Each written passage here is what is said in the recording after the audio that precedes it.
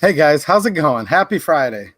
And this is going to be a happy Friday because I came into the chat just, 15, 20 minutes ago and wow, lots of good people in here tonight. And that's why I do these streams, just seeing all of you having a good time, hanging out with each other. I often tell people, hey, just come into my live stream because even if you don't care what I'm talking about and you put it on mute, which I hope you don't, you're going to have a blast just hanging out in the live stream. So, hello to all of you. So many familiar faces, so many awesome people hanging out right now. And I love all of you. And it's really good to be here with you. Now, let's just get this out of the way really quick.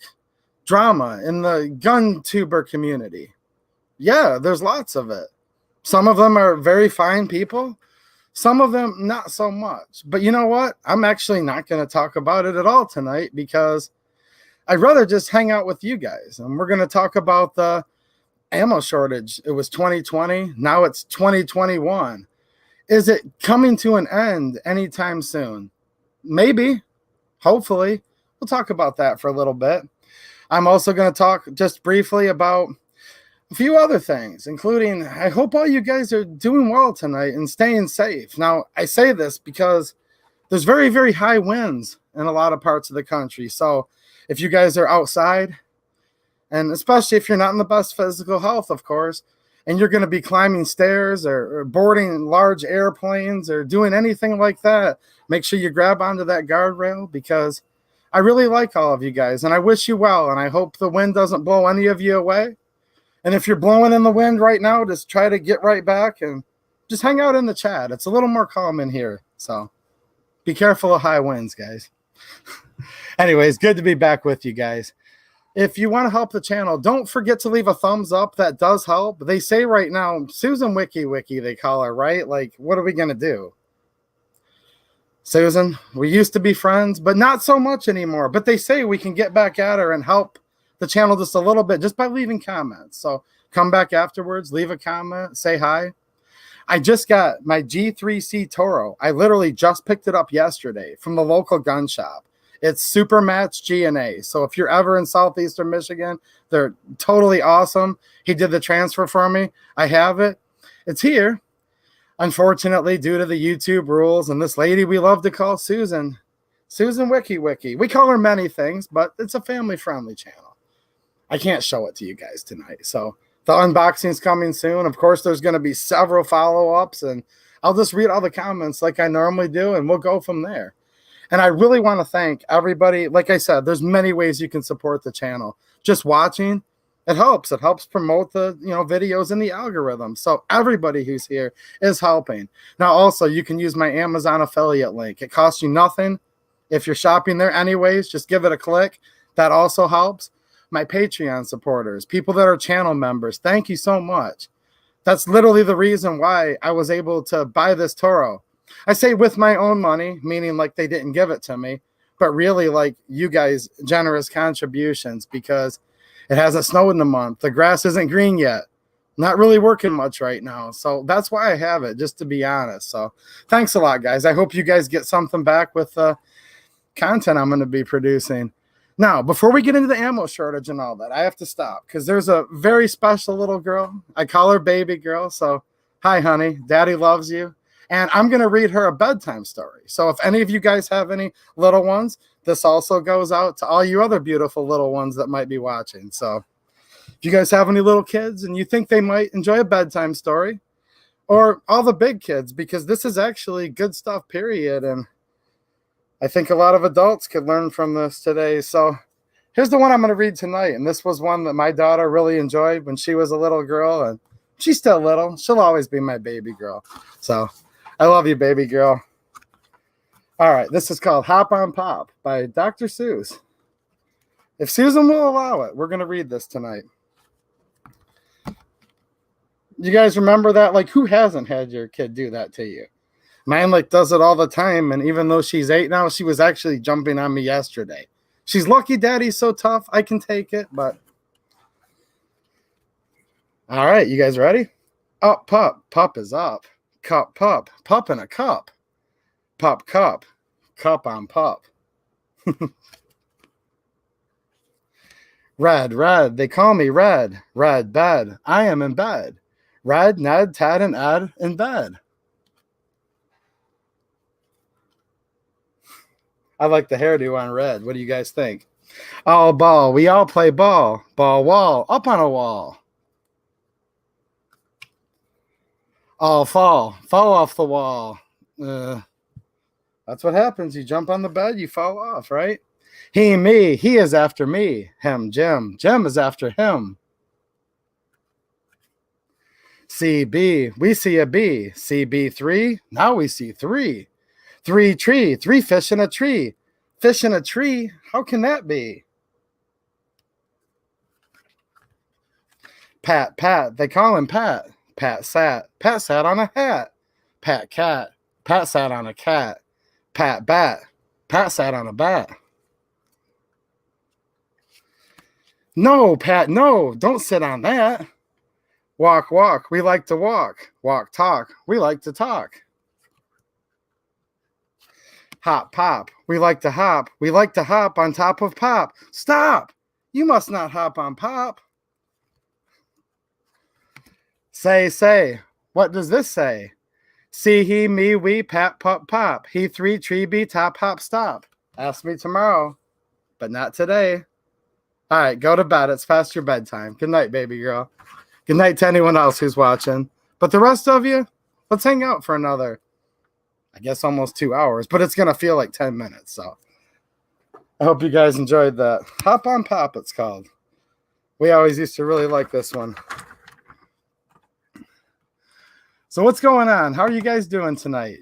Jonathan Genick with the super chat. Thanks a lot, man. Greetings from the UP.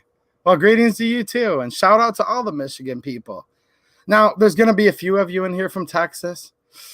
All right, I guess I can say hi to the people from Texas. Now, look, I like people from Texas, but there was one time, if you guys look, like a few months back, do you remember? I said, shout out to all the Michigan people, and the Texas people were like coming on strong. Like they almost overwhelmed us and overnumbered us. So I think we got them in check, though. What do you think, Jonathan?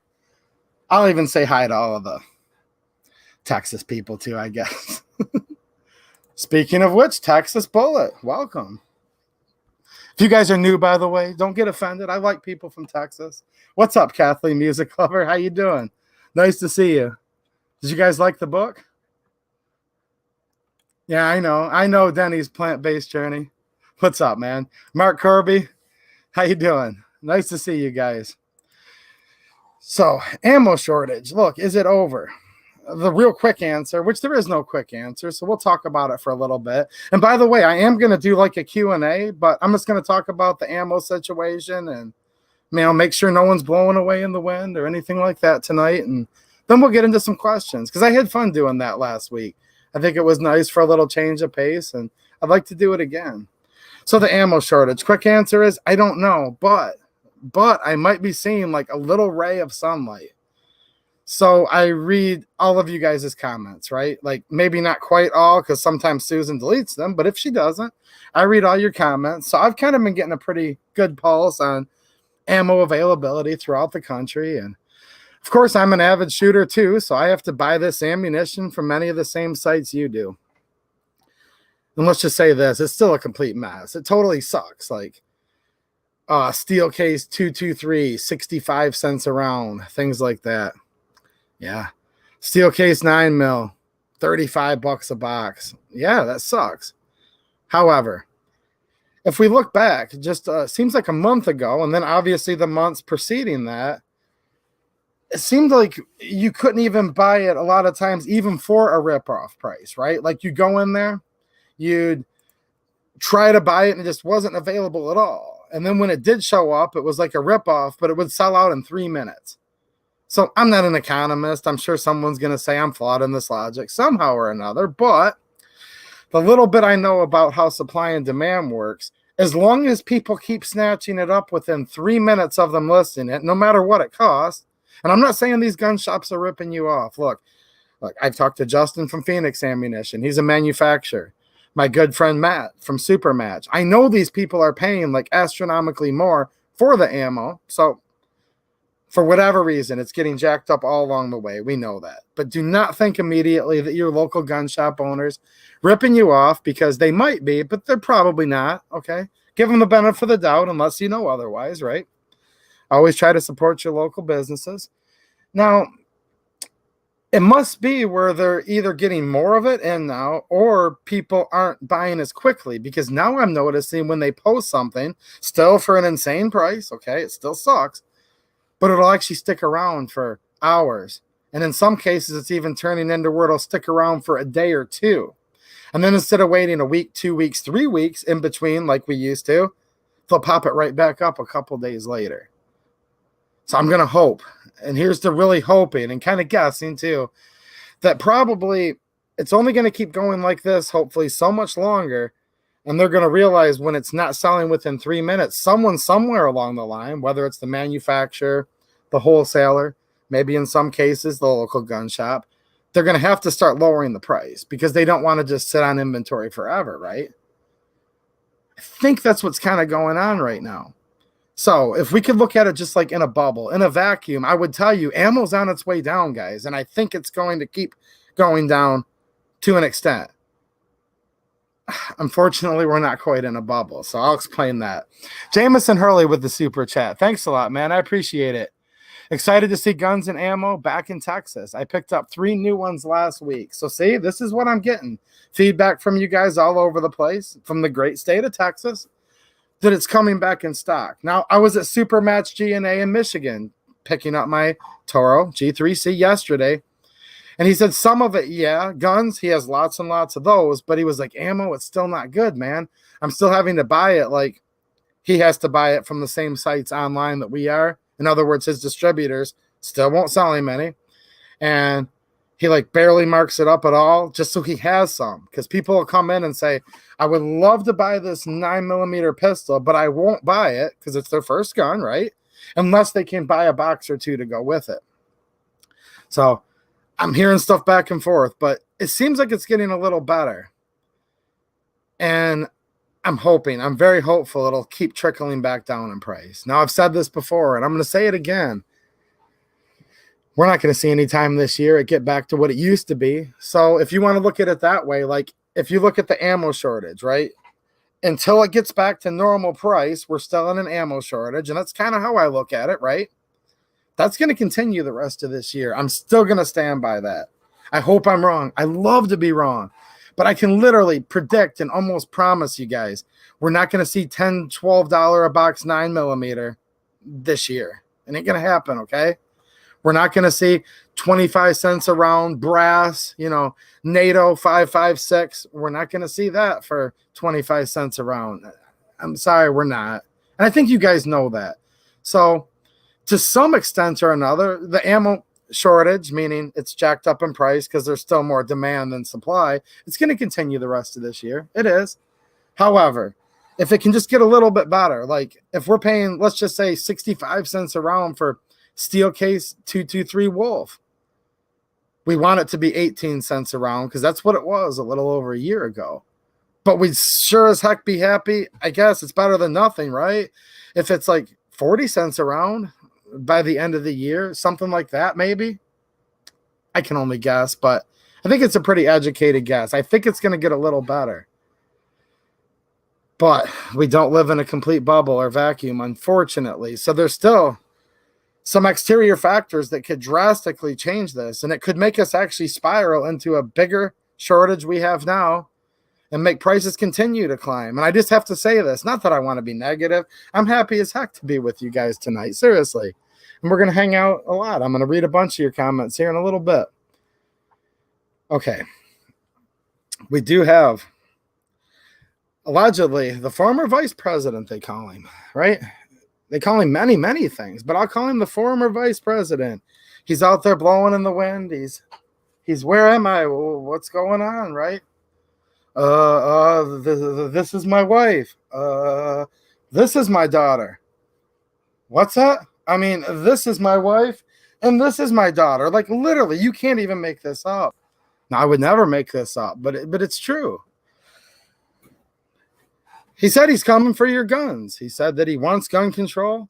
And then according to him, according to the vice president, out of his own words, I can't make this up either, the president of the United States, go look it up if you don't believe me, the former vice president said, President, we'll call her, what will we call her tonight this week, guys? I'm trying to be nice. We'll call her the dromedary. Said that if there's no gun control passed through Congress in 100 days, they're going to enact it by executive order. All right. The Senate split 50-50. We've talked about this a bunch before, right? We've got some rhinos. We've got every single Democrat's going to vote for gun control every time, even Joe Manchin. Now, we're all hoping Joe Manchin's going to save our Second Amendment because he's saying he won't stop the filibuster. Well, that's one thing, but he will vote for gun control, and he always has. And I would note the Manchin-Toomey bill that he's put up 3 or 4 times. He wants universal background. Look, Joe Manchin is anti-gun by his voting record, period, end of story. He might keep the filibuster, and that might keep any gun control from going through the Senate. However, I hear him and others, Kristen Sinema's the other one, right, from Arizona, and even Feinstein has said, now Feinstein, she just got done putting in her assault weapons ban again, and she's the one that said, if I had the votes, do you guys remember that? She said, if I had the votes, Mr. and Mrs. America, turn them all in. So, yeah, there's a couple of people saying they're going to stop them from getting rid of the filibuster in the Senate. However, these are very rabidly anti-gun Democrat senators. And, of course, a couple of the Republican senators are somewhat anti-gun. And same thing when you go over to the House. So I'm not going to sit here, guys, and panic you and say gun control's going to pass. And it's going to go to the former vice president. Or apparently he called her the current president. Like, again, I can't make this stuff up. I'm not going to tell you it's going to happen for sure. But I think we'd be naive to say there's zero chance that anything would happen, right? I mean, actually, we saw President Trump, and I just have to say this just to be fair, you know. I might like him a lot better than the former vice president and these other people, but even he passed some gun control with the stroke of a pen. So there you go. If it gets to the point where, let's say, any of these, like I've seen this happen, okay? When Sandy Hook, do you guys remember that? When the Sandy Hook tragedy happened, and it was tragic.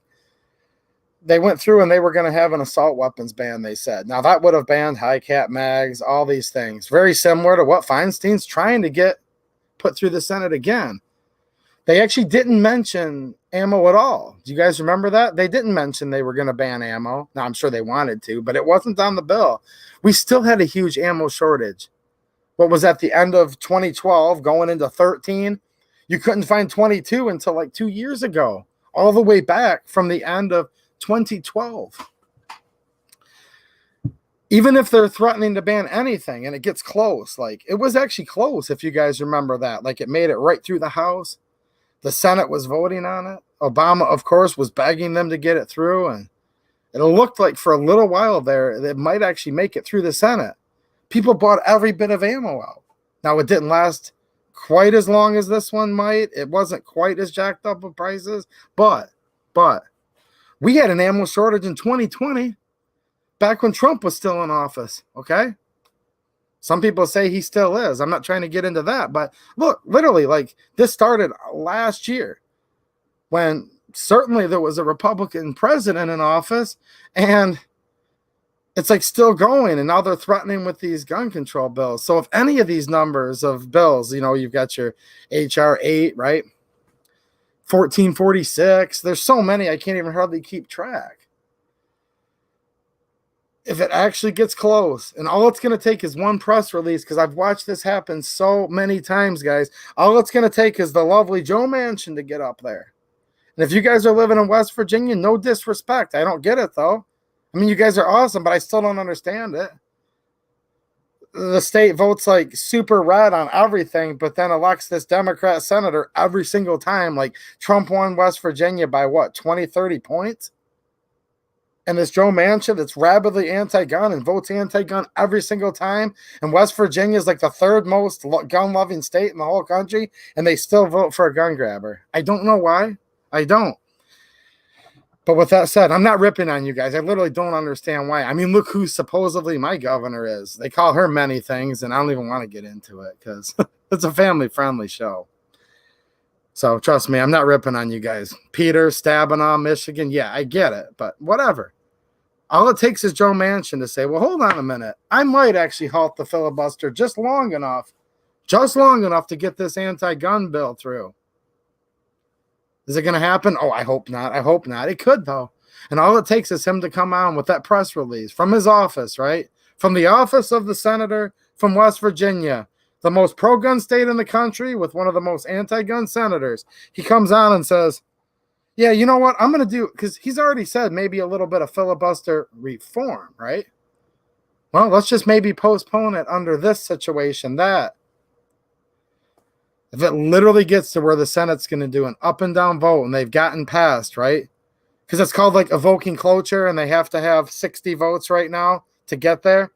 If they can bypass that and they can evoke cloture, Joe Manchin said he might reform the filibuster where senators would have to do it the old school way, where they just stand up there and talk for an extremely long period of time until they can no longer stand and speak. That might delay a bill like that for a few days. If a bunch of them get together and get really involved, they might be able to postpone it for a couple weeks. But eventually, when they can no longer stand or speak, they'll be able to evoke cloture, it's called, and then they'll go through and have an up and down vote. And if every Republican voted against the proposed AWB, let's just say, because Feinstein has introduced it again. This is not just something I'm speculating on. It's introduced. If all 50 Republicans voted no, now you've got your Murkowskis and other ones like that, Collins, you never know where they're going to go, but let's just say 50. Now all 50 Democrats vote for it, which they will, guaranteed. You guys already know it's going to pass the House, so I just left that out of there, right? The former junior senator from California gets to preside over the Senate. You know how she's going to vote. Some people call her the president. The former vice president calls her the president. I call her the former junior senator from California, right? If it gets to where they're going to hold that vote, they're going to be talking about everything I am all over national TV. The whole world will hear about it. Huh. You think we have an ammo shortage now? If it gets to that point, you ain't seen nothing yet. Literally. People will buy everything there is, and they'll just keep buying and buying and buying, because I've seen it before, and we actually had like a really good gun buying and ammo buying climate when Sandy Hook happened. Now the supply chains have been strained, not only by people buying more ammo than they've ever bought before, okay, but also, gosh, you can't even say anything like it is anymore because we're on YouTube, and there's a person named Susan that runs it, but they call it many things. Some people call it a plague, right? That's been going around where they've been shutting down factories saying you can't work. Remember in Michigan, it was illegal to cut grass last year. Yep. And it's been illegal for a lot of these factories with their tyrant governors and social distancing and people getting laid off and working from home. And yeah, the supply chains have been very, very strained due to that. And then all of the people just simply not trusting their government. And then all the people seeing mostly peaceful protests, otherwise known as violent riots in the streets. Like, just think about it. All of this stuff has all been stacking up for over a year now. And just an AWB, like where it could potentially pass alone, would be enough to wipe out everything. Add all of that from the preceding year, we could be in big trouble. Now, let me go back to what I originally said. I hope nothing gets that close in the Senate. Looks like right now they may be able to fend it off, but when I say they, who is they? It's not these senators we can trust. It's actually you guys. It's we the people. Because our government was set up, right? That it would be a government of the people, by the people, for the people, and would only govern as long as it was there with the consent of the governed. So you guys still need to stay on this. You need to let your people know. Your public servants is what they're supposed to be, right? Let them know that, no, you don't have my consent and you won't be allowed to govern any longer. We're going to vote you out. We're going to do whatever. You're not going to be able to sit there and take away our God-given rights that you didn't give us, but you're trying to take away. We have to remind them of that because there's 100 people in Washington that could literally at this point decide, and it really comes down to like 1 or 2 people, really, because the rest are all going to vote on party lines no matter what. So, yeah, the ammo situation might be looking good if and only if we can somehow put enough pressure on these people to get them to back off, especially in the United States Senate. Because I'll tell you what, who cares if he blows away? They'll grab him and pull him back in, and here you go, sir, sign this. What am I signing? Where's my pen? He'll find the pen and he'll sign it. You guys know what I'm saying? So, yeah. Reptile Guys with the super chat. Thanks, man. I appreciate it. He says, you know that it goes to the highest bidder. Manchin has been buying his seat. The system doesn't care about the vote. It's just pretend. Well, that's an explanation, right? Because I wasn't ripping on anybody that lives there. Like, literally, guys, I'm just dumbfounded. Like, what's going on in West Virginia? Like, Manchin, okay. Reptile Guys has an explanation. You know, I'm not going to sit there and tell you that you sound dumb or that you're wrong. Nothing surprises me anymore, right? VA Wolf, thanks for the super chat, man. 223 guy. Let's see. I think I've got a round of that here. 223 Wolf. Used to be 18 cents a round. Now it's 62 cents a round. However, on the bright side, we're seeing this stuff in stock again, aren't we? So that's pretty cool. He says, 2A EDU. Thank you and all regarding my dad. Keep on, Senators. Well, we're praying for your dad. I hope he's okay. So God bless him. Prayer works, guys. So if that's what you do, keep VA Wolf and his family in your prayers and keep on those Senators, right? It's important. We need this. We need to keep the Second Amendment. I'll tell you what, I love the whole Bill of Rights, but I still say this, and I'm going to say it again. I truly believe the Second Amendment's there for when they try to take all the rest.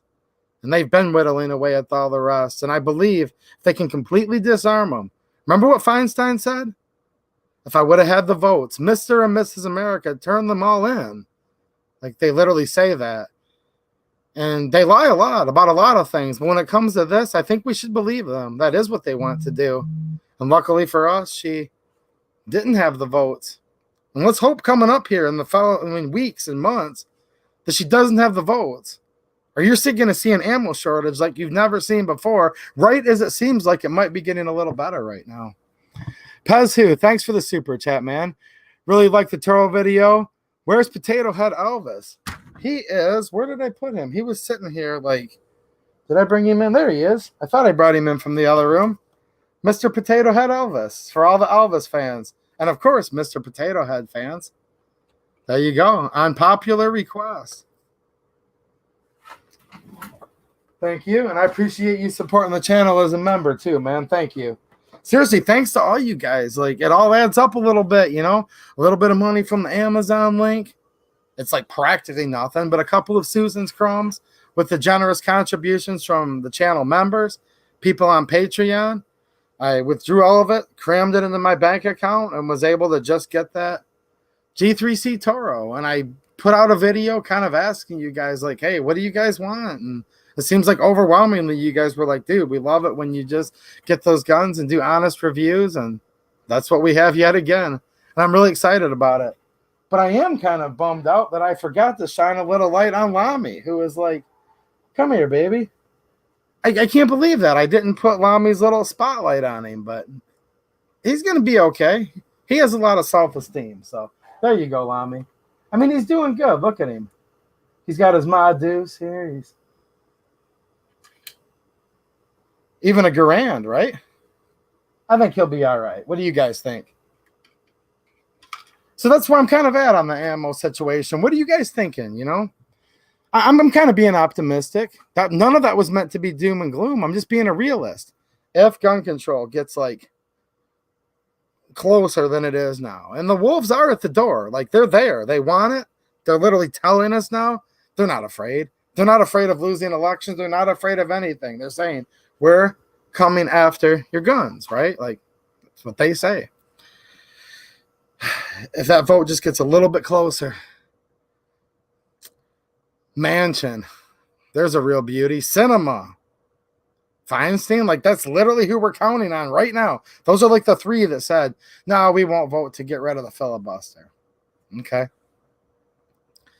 We can't just dismiss it. But other than that, it seems like things might be very slightly turning the corner. Like, literally.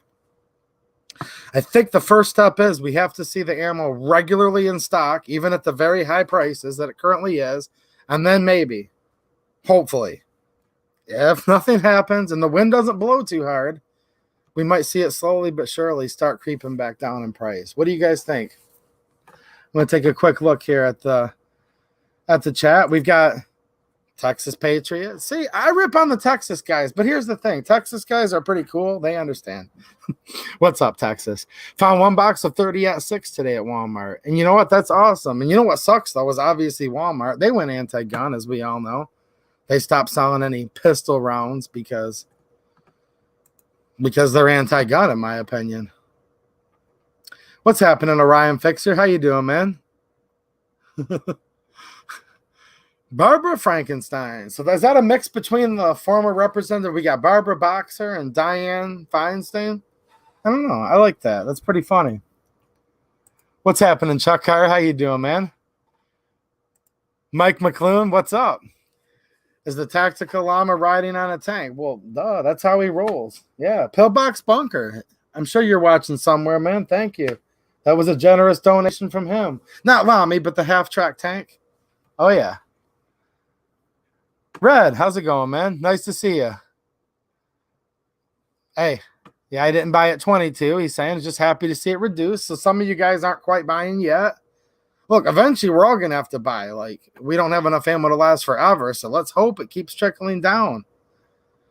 I just want to always be real with you guys. Like, I really want to be optimistic, and that's why I put that in the title. Like, hey, is the ammo shortage starting to come to an end? Maybe. It appears it might be, but I don't want someone to say, hey, dude, like, this assault weapons ban is going to pass, and now it's quadruple of what it was a month ago. So I have to tell you, there's a chance it could go back up in price from where it's at. It really could.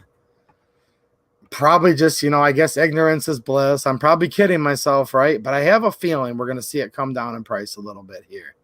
I really do. What are you guys saying here? Does anyone have any? Or are you guys kind of like me, just going back and forth with it?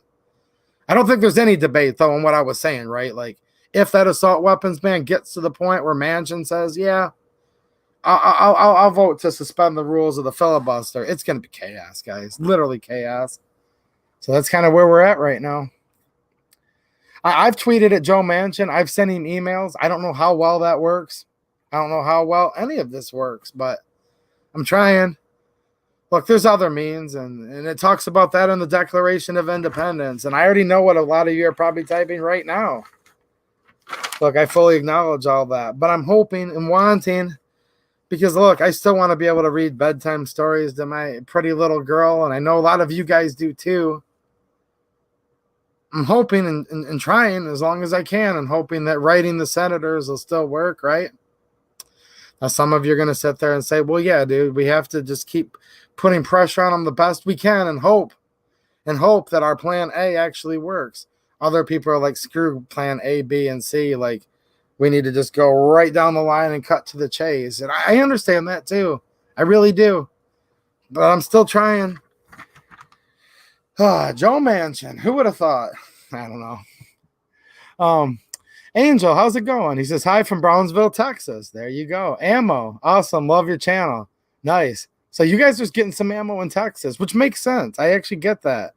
Because unlike certain states like Michigan, your governor seems like he's very proactive with the businesses, trying to get things running again, trying to get people back to work. So actually, I'm not really shocked that a lot of you from Texas are saying that you're getting ammo pretty quickly.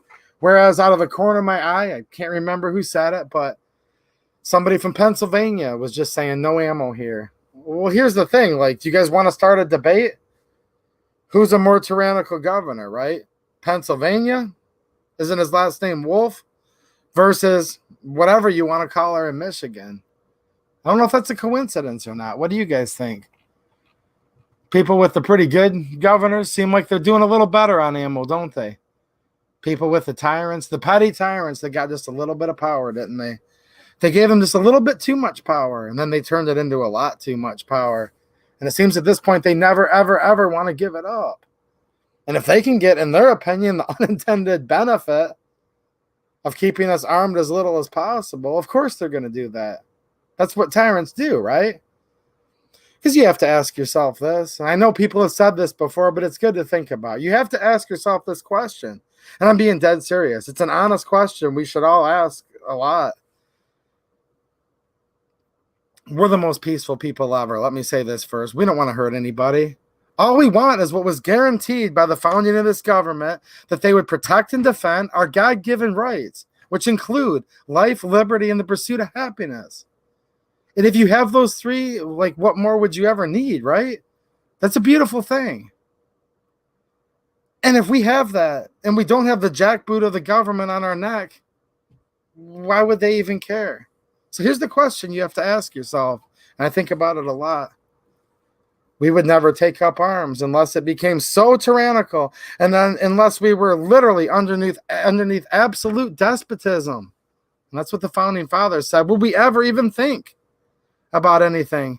So what do they have planned for us? What do they have planned for us and want to do to us that would be so bad and would be so tyrannical that we would even consider having to take up arms like the founding fathers and defend ourselves? What would they even be planning right now where they would even consider that a possibility? Because I'll tell you what, you leave me alone and you don't directly affect my life, you don't affect the American people's lives, all of our pursuit of happiness. I don't want any trouble. I just want to make a living, provide, food, love, shelter for my family, have some fun along the way, hang out with my friends on a Friday night. And that's probably all you guys want to do too. What do they have planned? What do they want to do to us where they think we would even need to truly exercise our God-given rights that were codified and defended in the Second Amendment? I don't know. I want you guys to think about it. I don't know what the answer is, but hey, I've seen a lot of tyranny in a lot of these states in the last year, stuff that I never thought I would have even had a chance of seeing in my life, but I've seen it. Just saw a restaurant owner get arrested in Michigan for not complying with some of the edicts of the governor. All kinds of things, too many to even count. I don't know. What do they have planned for us? What do they want to do? What does the governor of Michigan want to do? Or the governor of Pennsylvania or New York? How many deaths, Cuomo? How many deaths, Whitmer? We don't even know how many. So probably so many we'd cry. But hey, at least ammo's starting to come down in price maybe a little bit. Or maybe a little more availability, right? Maybe. I think it might be a little bit. Cruz with the super chat. Thanks a lot, man. I really appreciate it. You guys are so generous. It makes me kind of feel guilty. But hey, hopefully you guys see that I'm putting it right back in the channel and we can all have fun and keep hanging out. He says, 2A EDU, just stopping by to say hi here from Pennsylvania. So you understand what I meant by that, didn't you? When I talked about the Pennsylvania governor and the Michigan governor. We're just trying our best, aren't we, Cruz? We got this. We'll be all right. He says, 2A all the way. Viva Puerto Rico. There you go. I've said this a lot of times. I'll say it again. I know like Puerto Rico itself on a government level is like anti-gun, right? Isn't that how that works? But I'll tell you what, people that hang out in this channel that are from Puerto Rico, of Puerto Rico, some still live there. There's some pretty cool dudes and they're very, very pro Second Amendment. I said that the other day in the chat. I don't know. I mean, I'm not Puerto Rican. I've never been there, but I said something like, look at all the pro Second Amendment Puerto Ricans. I like that. And someone said, no, Puerto Rico is not pro-gun. They're very anti-gun. I don't know. I guess it's that way everywhere, right? Like New York, let's just say California, very anti-gun. But I bet you there's somebody that's like just as patriotic as all the rest of us right now watching from New York and from California. And I'm also completely aware that like, if you look at the map, like 25% of the square miles of California is dark blue and the rest of it's actually all red. But there's concentrated people in these big cities. Same thing with New York. Same thing with Michigan. Same thing for all the states. So, yeah, I get it. I don't know. I see lots of pretty hardcore 2A people actually from Puerto Rico, New York, California, Michigan, Pennsylvania, Oregon, Washington. You guys have some pretty anti-gun people over there in your state capitals, right? In Oregon and Washington. But I bet you the same thing. There's probably a couple dozen people from there. Stereotypes kind of suck, don't they? I've learned that. They're not true. Like I used to think, I mean, sometimes they are, but they're not always. I used to think like every single person that lives in California, New York, blah, blah, blah, just by looking at your governors you've had over the years and stuff, they have to all be anti-gun. Well, no, they're actually not. And now I have a governor that's just as libtard and just as governor, whatever you want to call her, tyrannical, just as anti-gun as any governor there is. Some people say even the worst in the whole country. And I'll tell you what, there's a lot of hardcore patriots, gun owners here in Michigan. I just saw Rick Nieper here in the chat. He's a Michigan guy. You're not going to get any better than him, are you? Denny's plant-based journey. What's happening, man? 556. Thank you. I appreciate it. Odessa, Texas, home of Friday Night Lights. Okay, and Permian Panthers. Wow. Yes, we have ammo 3 times a week, but FMJ only, and only most popular calibers. No subsonic, 300 blackout, etc. Okay. I'm kind of noticing a little pattern here, right? No, this is good, guys. I'm overall trying to relay a positive hunch I have. I think the ammo shortage. Now, some people get all pedantic with me, and hey, I do this for fun. I don't like to have pedantic arguments with people, but they'll sit there and say stuff like, hold on, there is no shortage. They literally say this, 2AE to you. There's no shortage. You are fake news. I'll be like, oh, really? Do tell. Just the price is jacked up 5 times more than it used to be. And I'm like, why? Because we have a shortage. When something sells out in 3 minutes, and they can charge as much as they want, and it still sells out in 3 minutes, that means there's a shortage. Like, shortage doesn't mean there's none. If we had an ammo extinction, then there would be none. No, of course there's a shortage. If there wasn't a shortage, why would people be paying 3, 4, 5 times what it cost a year ago, and it still sells out in minutes? I'm going to have to see this stuff stay in stock for a few days. And then that might show there's not quite so much of a shortage. And then we'll have to see the prices start to drop a little bit. We will. Because these people that have these huge warehouses, look, it's impressive to look at these warehouses. But you know what that really means at the end of the day? The only thing you can guarantee, and I learned this a long time ago from being in business, this being a very, very small business and very cheap to keep the lights on and such. When someone has a huge warehouse and a huge business, or even if they live in a huge mansion, does it guarantee they're rich? Oh, they might be, but no, it actually doesn't guarantee that. The only thing you can guarantee is it costs them a lot more to keep their light bills on. It costs them a lot more in taxes. Their real estate costs more. If their roof leaks and they need a new roof on that warehouse, the bigger it is, the more it costs. So the only thing we know for sure with these huge, huge conglomerate companies is they have a lot of overhead. So they're going to figure out a way if all of a sudden this huge warehouse, hundreds of thousands of square foot, is packed from floor to ceiling with ammo. Let's just say it's packed with Wolf 223 at 65 cents a round, all the way to the roof. And they've just got like 500 employees milling around, you know, having high-low forklift wars with each other, right? I know you guys have done it. I won't tell your boss. You're having the forklift wars when the boss is gone, right? And that's all they're doing. They're eating up propane in the forklifts, and they're like, how many orders do we have today, sir? We have 0. Meanwhile, they still have light bills to pay. You guys know where I'm heading with this, right? They're going to have to start lowering the prices to move the product. So I hope we're just slowly but surely getting closer to that. Maybe. I think Phoenix Ammo, instead of it taking him 3 minutes to sell out, like he did 9 a couple weeks ago, his 223 lasted for 4.5 minutes. So it's getting a little better. Now, he put some 40 out, and from what I understand, and this is just you guys giving me feedback, that lasted maybe a few hours. Is that because nobody likes 40? I don't know. I like 40. I think it's a fine caliber. Not the main thing I shoot, but it's cool. I'm glad he made some because I don't want to see everybody become such a fanboy of one caliber. Say we had a world or a country, in this case, we'll just say our country, where it was only 2, 2, 3, 5, 5, 6, and 9. That's scary. That's scary because all they have to do is make one swoop and say, we are now banning military calibers. And like, oh, no, it's good that we have a diversity of ammo, actually. And I've read a lot of you guys' comments over the last year during this shortage, and you've said, hey, I'm really glad I still kept my Nagant revolver because 7.62 by 38R was still in stock. And all these oddball cartridges that you guys were kind of going to, right? So diversity can be a beautiful thing when it comes to all different types of oddball ammo.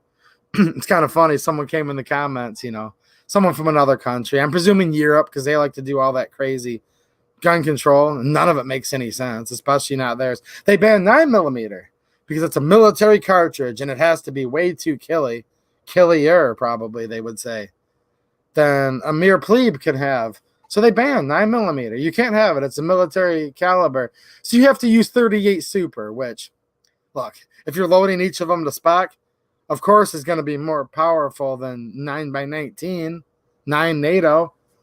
So you can't have this 9. You can only have a more powerful cartridge, but there's many countries that do that.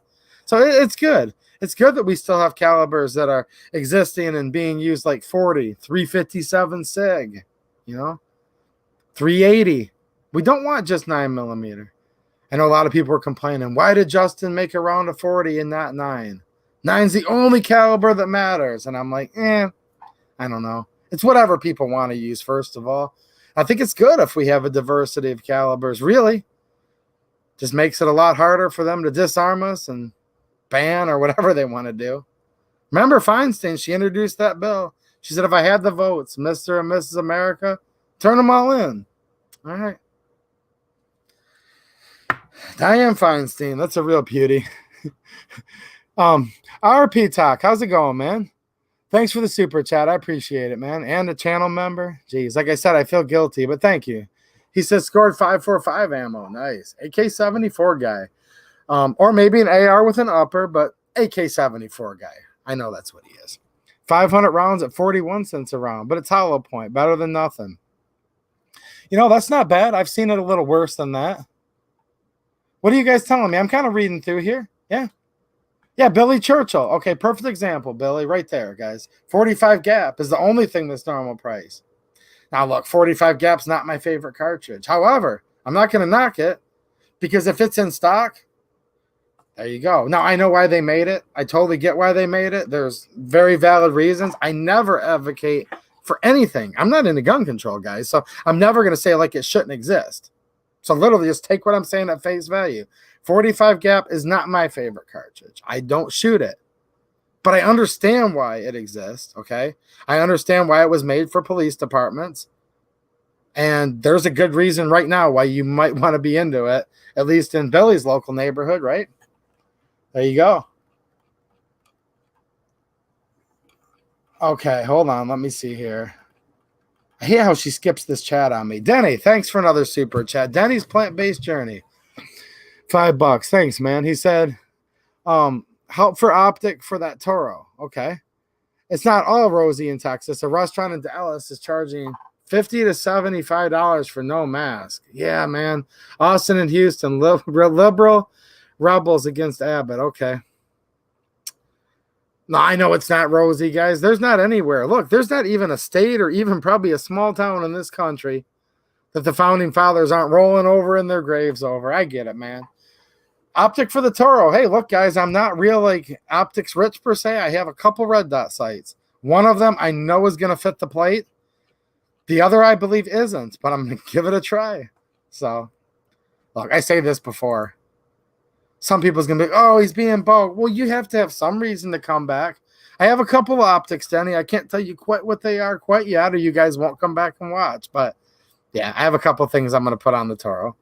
Look, Taurus Toro, if you guys are just coming in here, G3C Toro. I was able to get one. Did a video last week. And I said, guys, because let me back up. I talked about this briefly last week, but there's new people coming in all the time. So if I'm repeating myself, sorry, guys. We got to, give a shout out to the people that just got off work or just getting up for the day and tuning in. So, of course, I wanted it. But some of you were asking me, like, dude, why haven't you reviewed the Toro yet? Because they know, like, I love these Taurus pistols, amongst many other things. And by the way, if you guys hate Taurus, sorry, there's going to be some Taurus videos coming up, but also stuff on many other things, including Tokarevs. So I gave you guys a little slip on that. I wasn't supposed to tell you, but I might have a Tokarev video coming. Anyways, they're like, why haven't you reviewed the Toro? Like, are you going to bail on it? Do you not like it? I'm like, no, guys, I just don't have one. And a few people came back and said, what do you mean you don't have one? Like, they send you the guns ahead of time, right? I'm like, oh, shoot, I think I need to do a video to clear this up. No, they actually don't. Like, literally, they don't. Like, a viewer, you guys probably watched the video, right? But a viewer told me where I could find my G3C. And I went and bought it just in the nick of time, and I got it within a week of it coming out.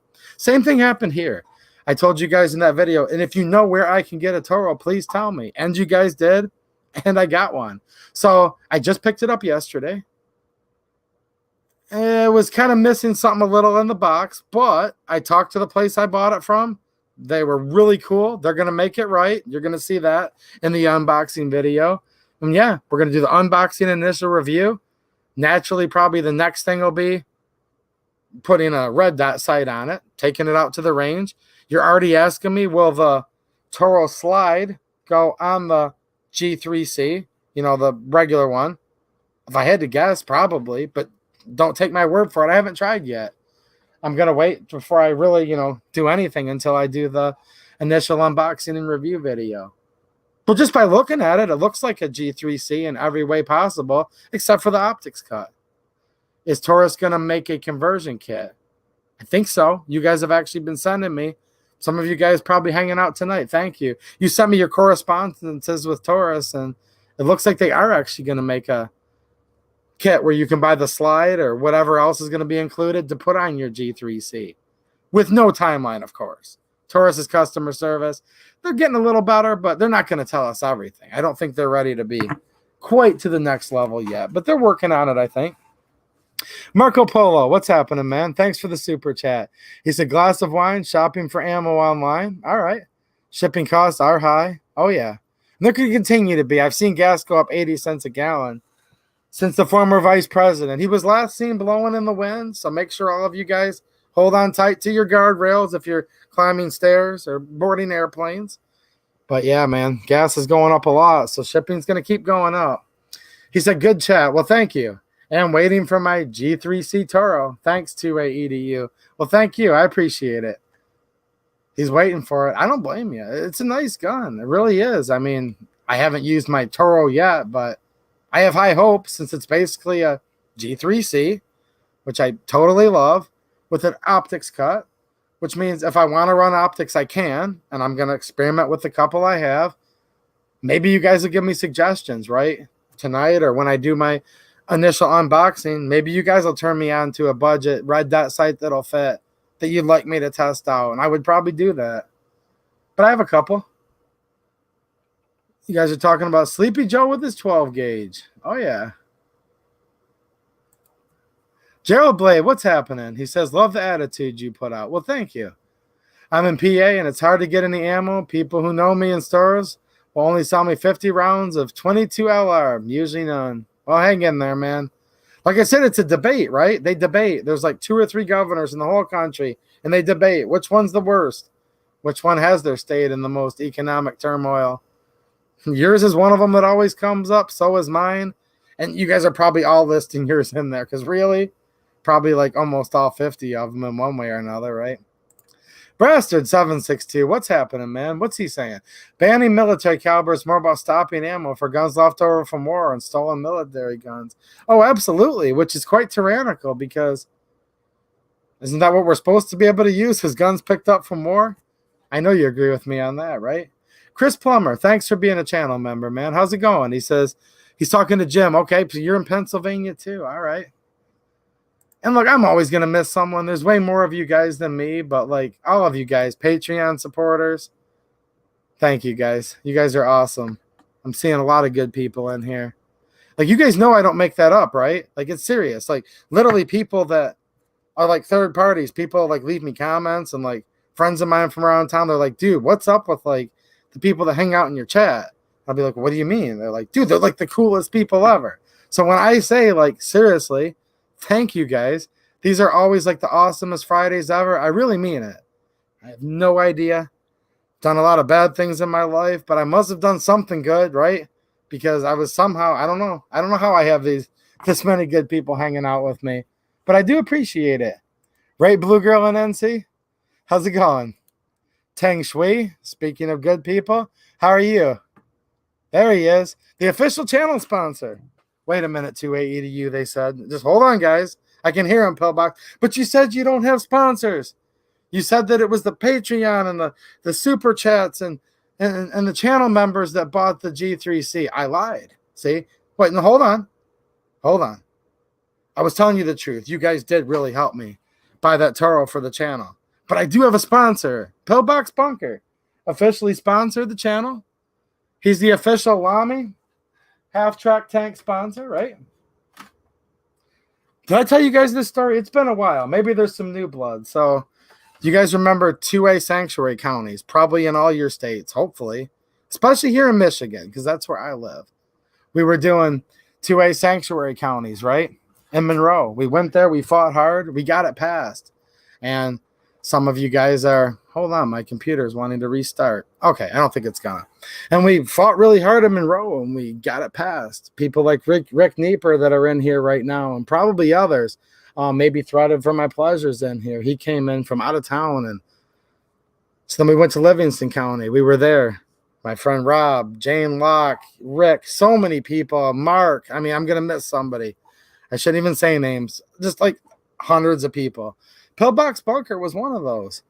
And after the meeting was over, and by the way, Livingston County, Michigan did vote to be a 2A sanctuary county. He goes, here, I got something for you and for Lamy.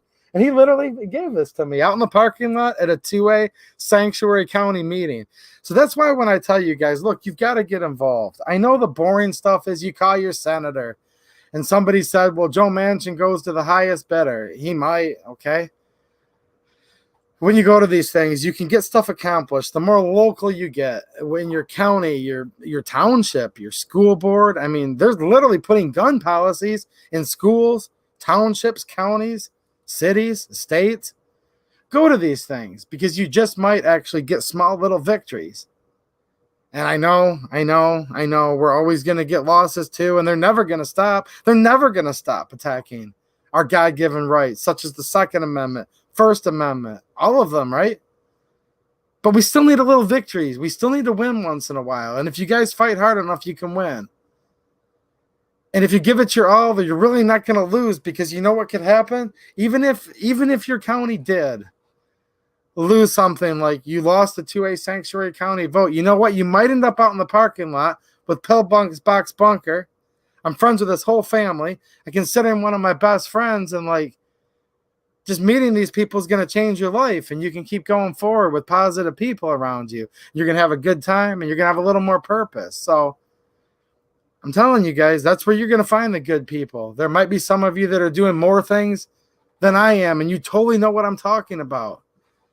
But some of you might be, and there might be just a few of you that are kind of sitting in your house, and you feel like you're all alone, and there's no one else that cares, and it just totally sucks, and there can't be any decent people anywhere. And you know what? I hear you. Probably 99% of them are no good, whatever you want to call them, people that want to destroy America. But if you go to your local rally at the Capitol, if you go to your local county commissioner, you're going to meet people. And a lot of them are going to uplift you, and you're going to be able to have new shooting buddies. You're going to have people that are going to be able to talk about things.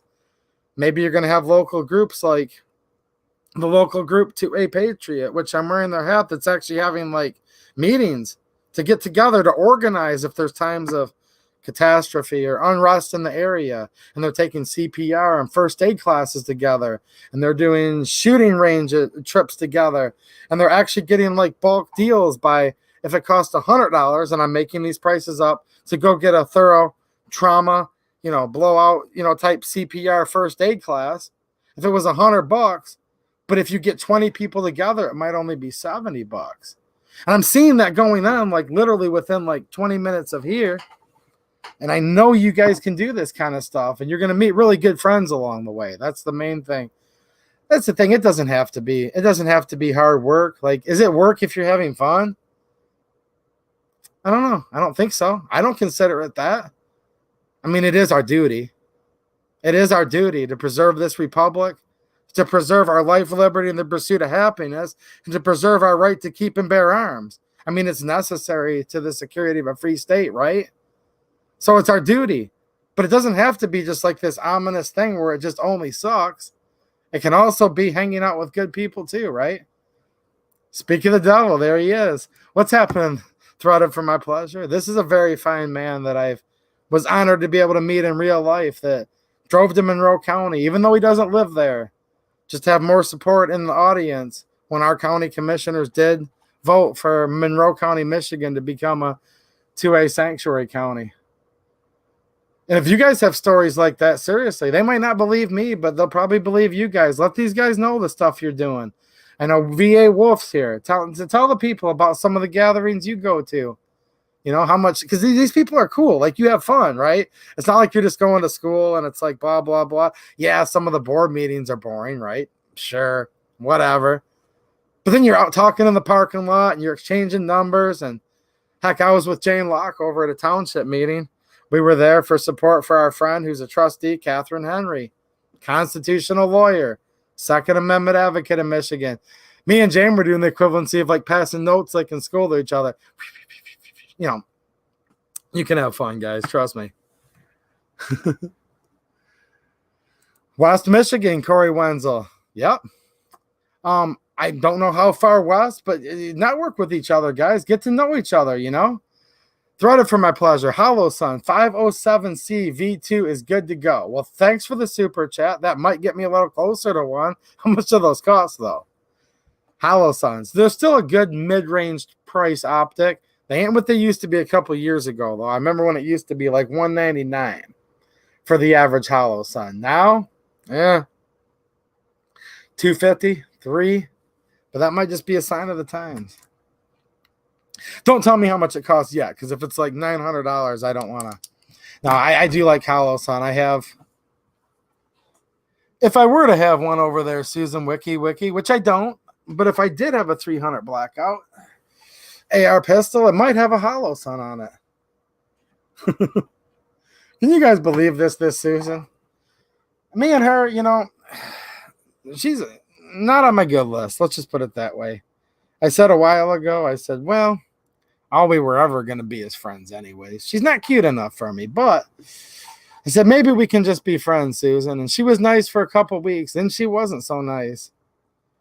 And we can't touch in live streams, but if I were to be able to, I would show you guys the Hollow Sun optic that's on a 300 blackout, 8.5-inch barrel from Palmetto. Chris Plummer, what's happening, man? Thanks for being a member. I appreciate it. All right, I'm scanning through here trying to get some of you guys' questions. Who's going to bed already? Up north? Well, good night if you're not already gone. Need my sleep. Been awake since 4. Well, if you're not already gone, good night. And hey, don't let the wind blow you away, buddy. Hurry up and get inside where it's not so windy and get yourself some good sleep. Are you guys holding the fort down, by the way? Nobody's blown away yet or anything tonight. Nothing like that, I hope. Sigraflex with the super chat. Thank you. I appreciate it. Says, which do you recommend? G26 or P365? All right, this is a tough one. Okay, you just want the real quick answer? The Glock 26. Now, a bunch of you love SIG. That's fine. You can love SIG. I really do mean that when I'm like, I'm not really a 40 guy, but you can love it. Same thing here. I'm not really too much of a SIG guy. I don't know. The 365, I love the form factor. I love how small it is. We have some other competition, though, in that size now. I just couldn't like the trigger. And I'm not a trigger snob at all.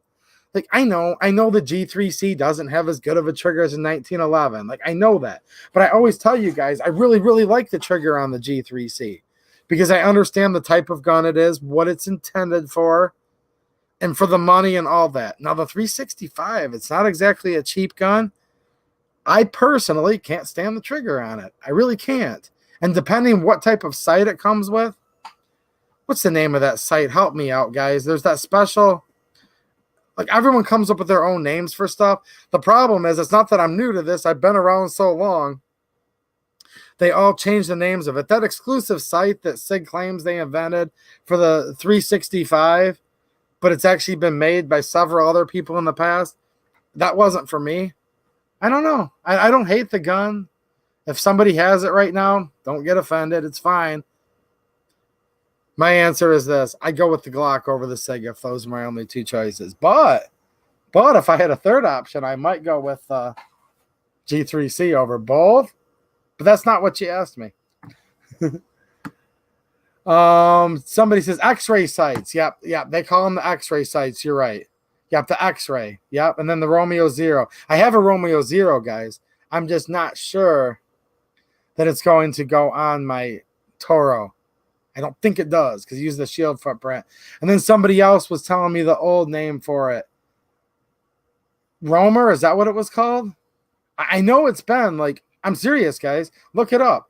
SIG portrays that's their sight that they like invented for the 365, and it's called the X-ray. That's fine. Maybe they tweaked it, but I guarantee you guys, they did not invent that sight. That sight's been out for quite some time. I didn't like it then. I didn't like it now. Now, that may be your favorite sight. But no, I don't like the trigger on it. There's some other stuff with SIG that's gone on that I don't really like either. I do enjoy. Now, I love milsurps, guys. You guys know that. I'm totally fine with having a gun made in the 1800s that's not drop safe.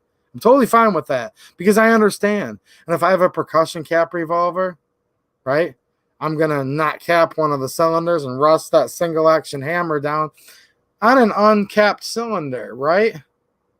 But if I'm buying any gun that's been made in at least the last 120 years, I would expect it to be drop safe. Now, if I didn't lose all the SIG fanboys yet, I'm messing with you guys, but whatever. You guys can take it, right? But I am serious. I prefer any gun that was made after about 1910 and newer. It kind of has to be drop safe before I'm going to carry it. What are you guys talking about here? A few P80 builds. All right. You know, I like the P80 better than the Glocks in a way, because I do like look, there's the hump on the back of a lot of the Glocks. Now it's complicated. So if it's in a 26 or 27, it's actually nice. But when it's in a 19, 17, you know, not so much. But I don't really like the texturing on the P80s as much as the OEM Glock. And while the polymer's okay, the polymer just doesn't quite feel as good on a polymer 80 than it does an actual OEM Glock. So there's give and take with all this stuff, you know. How's it going, Alaskan Ballistics? Nice to see you, man. And you are my friend, but I adamantly disagree with you. But good vibes to you too. You know I disagree, though. That's why you put that in there. But nice to see you. Look, I like Glocks quite a bit. Here's Glock's tragic flaw. I'm just going to shoot it to you guys straight. Here's one of the reasons why I'm not like a big fanboy of it. From the very beginning, and they still appear to be hell-bent on it, they have a magazine that's way thicker than it needs to be. And that's why they ain't going to be able to compete with the mag capacity of a 365, of a Hellcat, of other guns that are rumored to come out by other manufacturers very soon. They ain't going to be able to compete. They cannot do it. Now, there's other aftermarket companies that are now making mags like Checkmate Industries and whatnot. But as long as Glock is going to stay hell-bent on that original proprietary thing that I know Gaston did so he could make as much money as possible, and I understand that because capitalism's fine too. Like, I get all that. I'm not really ripping on all of it. I'm just telling you why it is. Like, it is what it is type thing. The Glocks have a magazine where they have a polymer-wrapped steel. It's just going to add extra thickness, so a Glock grip frame can never get itself down to the size of some of these other manufacturers and hold the same amount of rounds. They can't do it. So that's kind of been, in my opinion. Now, are they good guns? Are they reliable guns? Yes. Okay. But their magazine is just something that's going to always, forever, even if you go down to their little single stacks or stack and a quarter, staggered single, whatever you want to call them, you're still running into that problem. I mean, you could look at like, what, you got 50% more capacity in like a Hellcat or a 365 than some of these small Glocks. With all that said, Glocks are great guns. They've obviously proven that. Totally proven it. And some of you guys feel it's the best gun for you. You're willing to sacrifice a few rounds. That's a fine choice. So there you go. That's kind of my two really only beefs with Glock. And I do like Glock, so I don't want you guys to confuse that. I don't have beef with Glock. But if I had to pick two things, that's the issue. There's the hump in the back that my grip doesn't get used to. And then the fact that they have to have those double thick-walled magazines. I don't know. Nothing's perfect, though. Nothing's perfect. That has been well documented, Michigan Watch. What's happening, man? How you doing?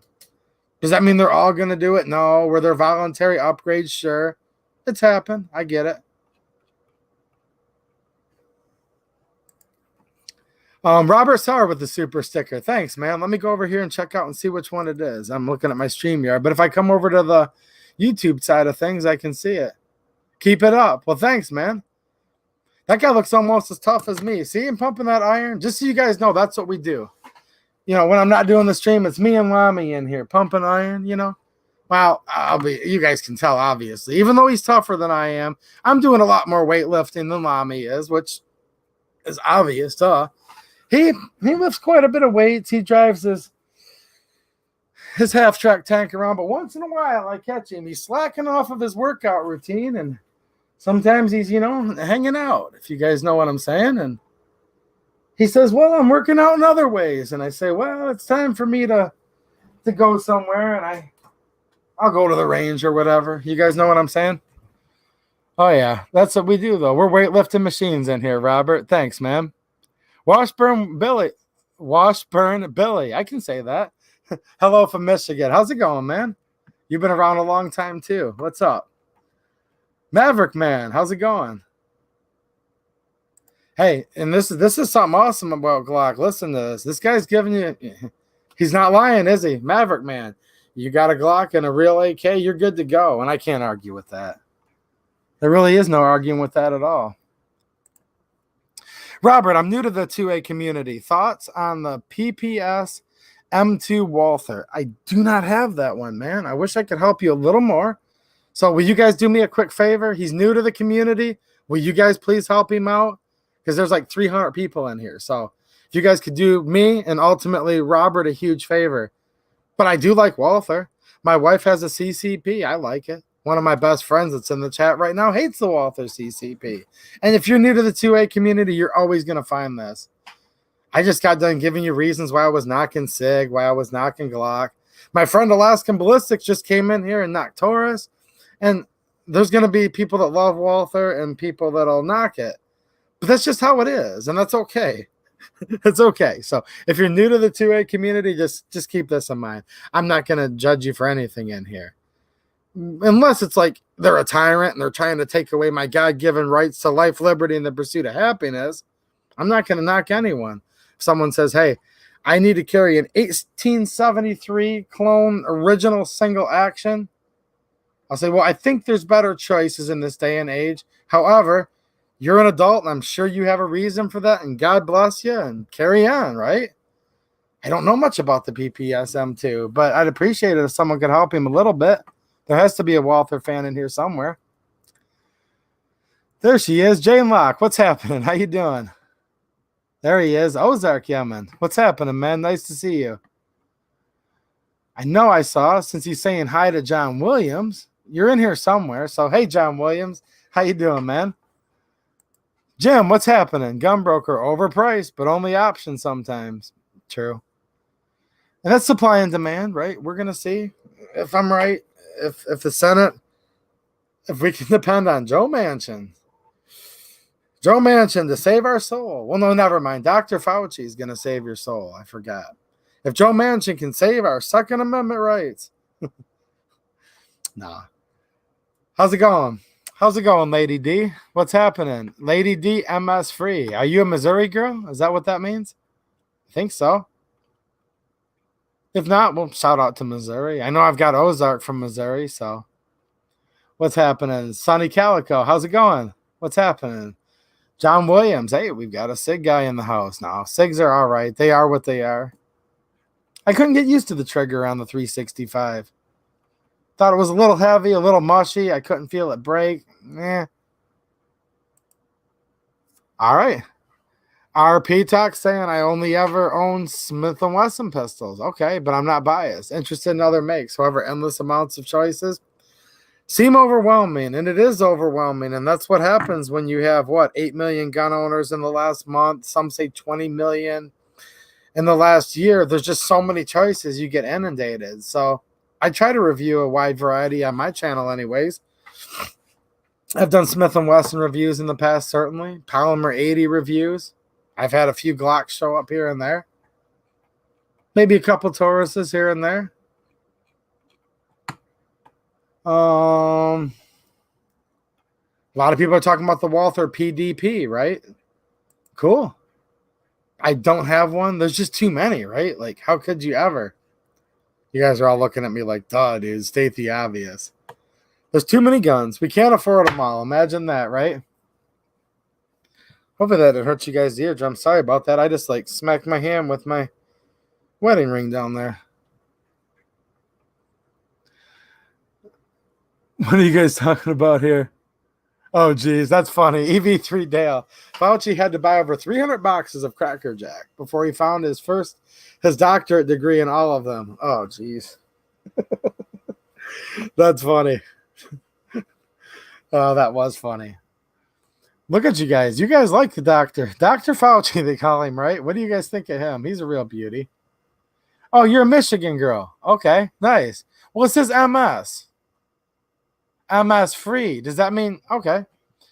Awesome. She might be talking about MS can mean many things. I'm actually happy to see another Michigan people here. I think with Lady D being in here, I think that means I think we have the Texas people more than outnumbered. Like, yeah, I'm pretty sure. I was close. There was a few. Is it Mississippi? Am I getting the state abbreviations wrong? You guys can make fun of me. Kansas here. How's it going, Kansas? Nice to see you. Justice Art Records. What's happening? Oh, MS13 free KMI building saying, okay, I'm learning. What's happening? Ron Hensley out of Kentucky. Oh, that's a nice looking avatar there. I like that. That's cool. Bill Alexander from Michigan. Good. Owasso, Michigan. Brian R. Nice. We've got Nebraska in the house. What's up, man? Texas. Go figure.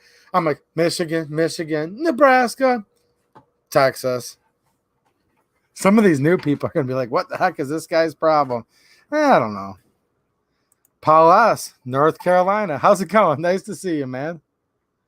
I wonder where Blue Girl in NC's from. I'm going to take a guess here. Maybe she's from Michigan. What do you guys think?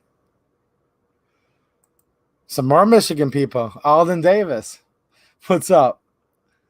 So do you guys have any gun questions here?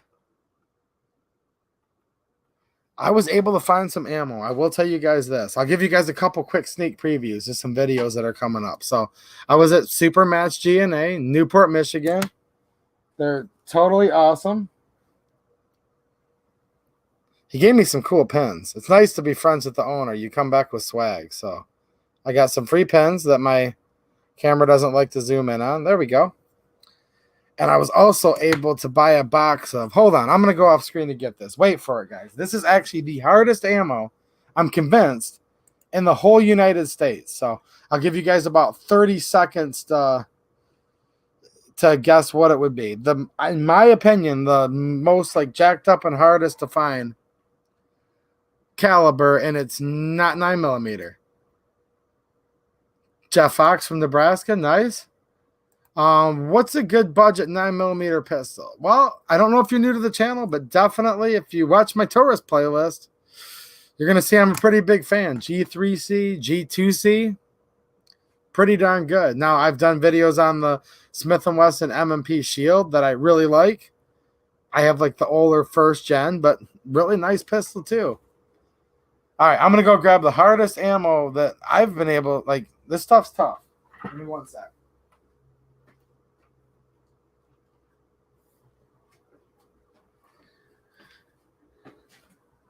25 auto. That is a good guess. Now, this is, of course, debatable, of course, right? Somebody guessed 25 auto. Yeah, Evan Adkins. Yeah, you know, this is even tougher. 5.56 green tip. Yeah. Virginia, how's it going? What's happening, guys? there's just like, I want to say hi to all of you, but there's more of you than me. But I do read these, just so you guys know. You guys leave nice comments. You have questions. I definitely read them over the weekend. All right, here you guys go. Chuck R, the Taurus Spectrum too. Absolutely. The TH9C. 3030 Winchester. Yep, 380. Look, guys, you guys are, no, like all the stuff you guys are talking about is very hard to get. This is actually even harder. 6.5 Carcano. So what happened is this. You used to be able to buy this stuff like nothing, like a year ago. 13, 14 a box. People have never really been into Carcanos. They've never been worth a lot. It's just something about it. Even though the 6.5 Carcano is an awesome round.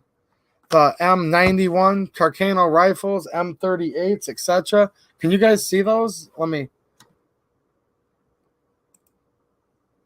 Jack Porton's a fan of the Spectrum too. You guys might be able to see, like, okay, there's the 2A. Look, Susan Wiki watches all these. That's what sucks. When you've got the overlords of YouTube, they're fans of your show and they all watch. You have to, but if you look, there might be like just to this side. You guys see behind me there? That's like the barrel. You're looking at the barrel bands of an M38 Carcano, chambered in 7.35. And then you got the 6.5 right behind it. You can kind of see the folding bayonet-ish.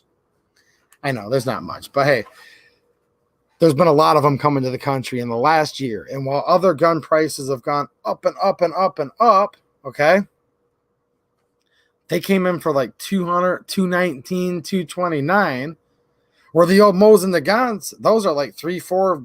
I think I even saw 500 somehow recently. 500 is too much. They're not worth that. But hey, 300-400 is not uncommon for a plain Jane war production Izhevsk, M9130 Mosin. Well, these are the new cheap guns in town. So what did everyone do? They bought up all of the 6.5 Carcano they could. It sold out. And like, I don't think any comes into the country anymore at all. And if it does, it gets bought up and scalped on Gunbroker for 5 times what it's worth. And someone brought up the magic bullet. Yes, this is the magic bullet theory. They say it was Lee Harvey Oswald, or maybe not, or maybe others, and we don't know. The grassy knoll, that's this round right here. Yeah, it's a 6.5. It's a really, really nice cartridge. It's got more of a round nose to it. This being a normal, obviously hunting round, they call this their Alaskan. But yeah, take a look at that. Really, really long bullet. You can see the lead tip there. So right now where we're at is like the cheap milsurps, the Carcanos, M91s, and there's a bunch of variants of them, 9124s, on and on. Well, I bought a few of them last summer for cheap, and I had like no ammo, like literally none, because I've been in the milsurps forever, and I've had so many calibers and so many rounds, and I'm not rich, so I just never had a Carcano, and they started coming in the country again cheap, and I was like, all right, but no ammo, so I might be able to go do a shooting video and shoot like 5 or 6 rounds. I found one box. So I was actually kind of excited about that. I know some of you guys have asked about the Carcano rifles. So heck yeah. But a lot of the stuff you guys are talking about is like impossible to find too. Is 30-30 $3 a round now? Wow. Jeez.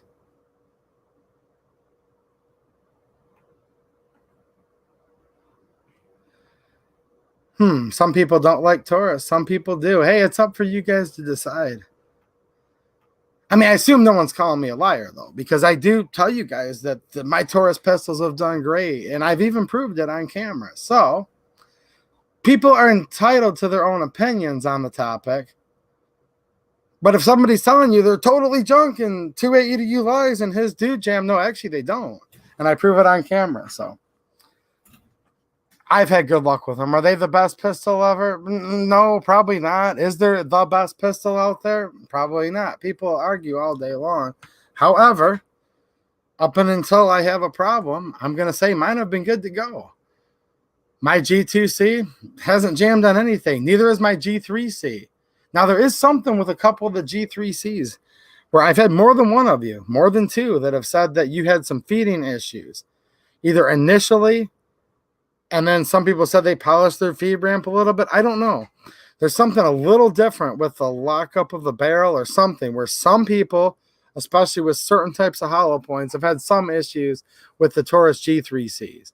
Not a lot. The overwhelming majority of the people come in and say they love them, that they've had the best luck with them ever. They're totally awesome, right?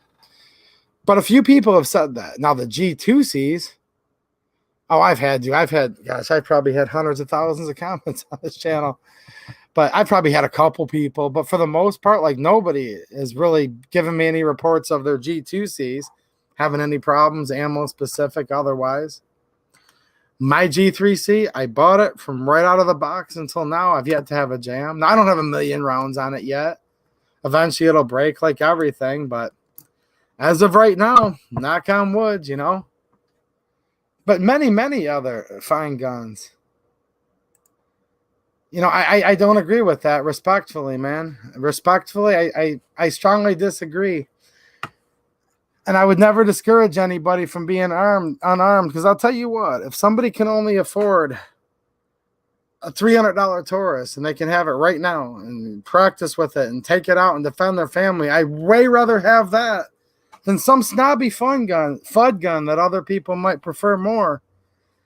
They would have to sit there on layaway. The gun was on layaway. They had 300 down, and they only had to save up 6 more months for that $600, $700, $800 gun. And meanwhile, in the middle of the night, when cops were only minutes away, but seconds mattered, and the bad guy broke in and killed their family, and they had nothing except for a much more finely crafted, expensive gun on layaway. Some people just have to do what they have to do. Some people have more money than others, less money than others. So it's just a personal decision. And what I like is that there's budget guns out there that people are actually able to afford and use. Because, you know what, we can never let perfect get in the way of good enough. And sometimes it's just all you can do. And I've had people come in here and tell me that for their, at one time it was, what, $180 with $25 rebates, right? So $155 out the door, but with FFL fee and tax and all that, it took them like 6 months to save up for that $200 Taurus G2C. Now, this was before the plague, the flu, whatever you want to call it. They call it many things, right? Now those are $300 guns. But here's the thing. I bought my Smith & Wesson M&P Shield for $199, and it was actually in my top 5 modern pistols of 2019. I did that video a year ago. I spent $199 for my Shield. Now they're $550. So everything's going up like crazy. So I just don't want anybody trying to condemn people that are poor or they're just getting into guns, because that's the people that I encourage the most. And for all you new people out there, I'll say this to offer you support.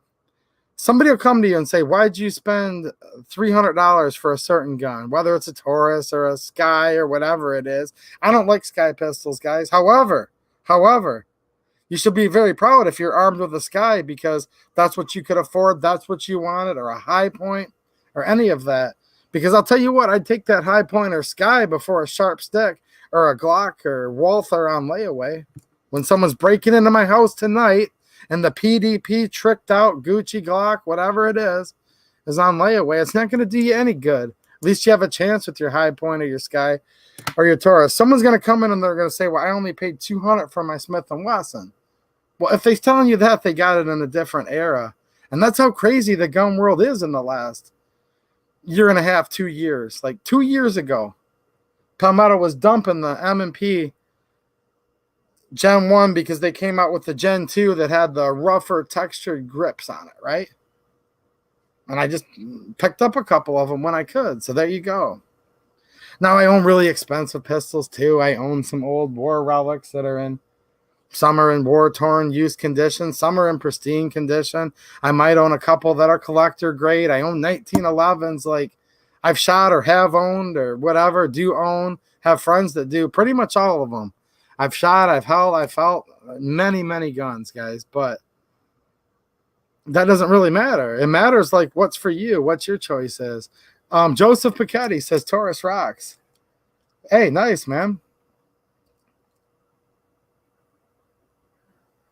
Billy Churchill says he shot a lot of them, but doesn't own them, especially after my buddy's G2C had a failure to eject. There you go.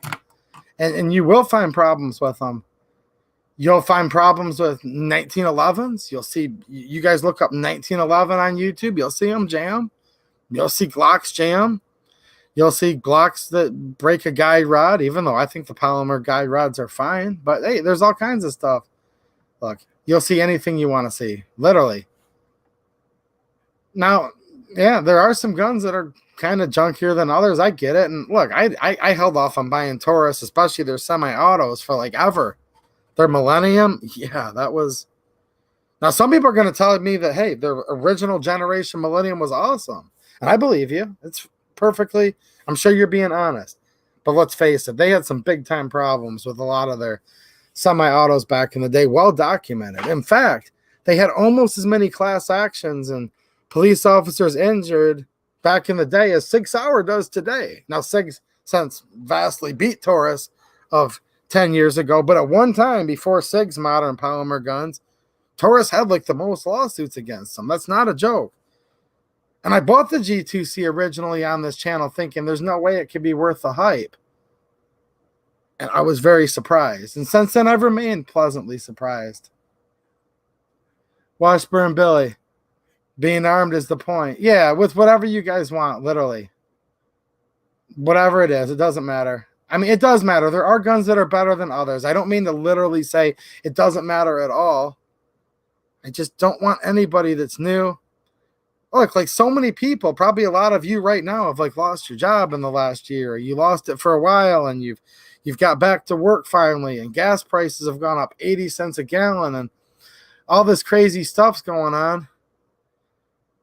And if it was like the least you could spend on a gun before you could trust it for your life was $800, let's just say, and you were convinced that's the least you could spend, right? That might seem so ominous you just kind of give up on the thought of it.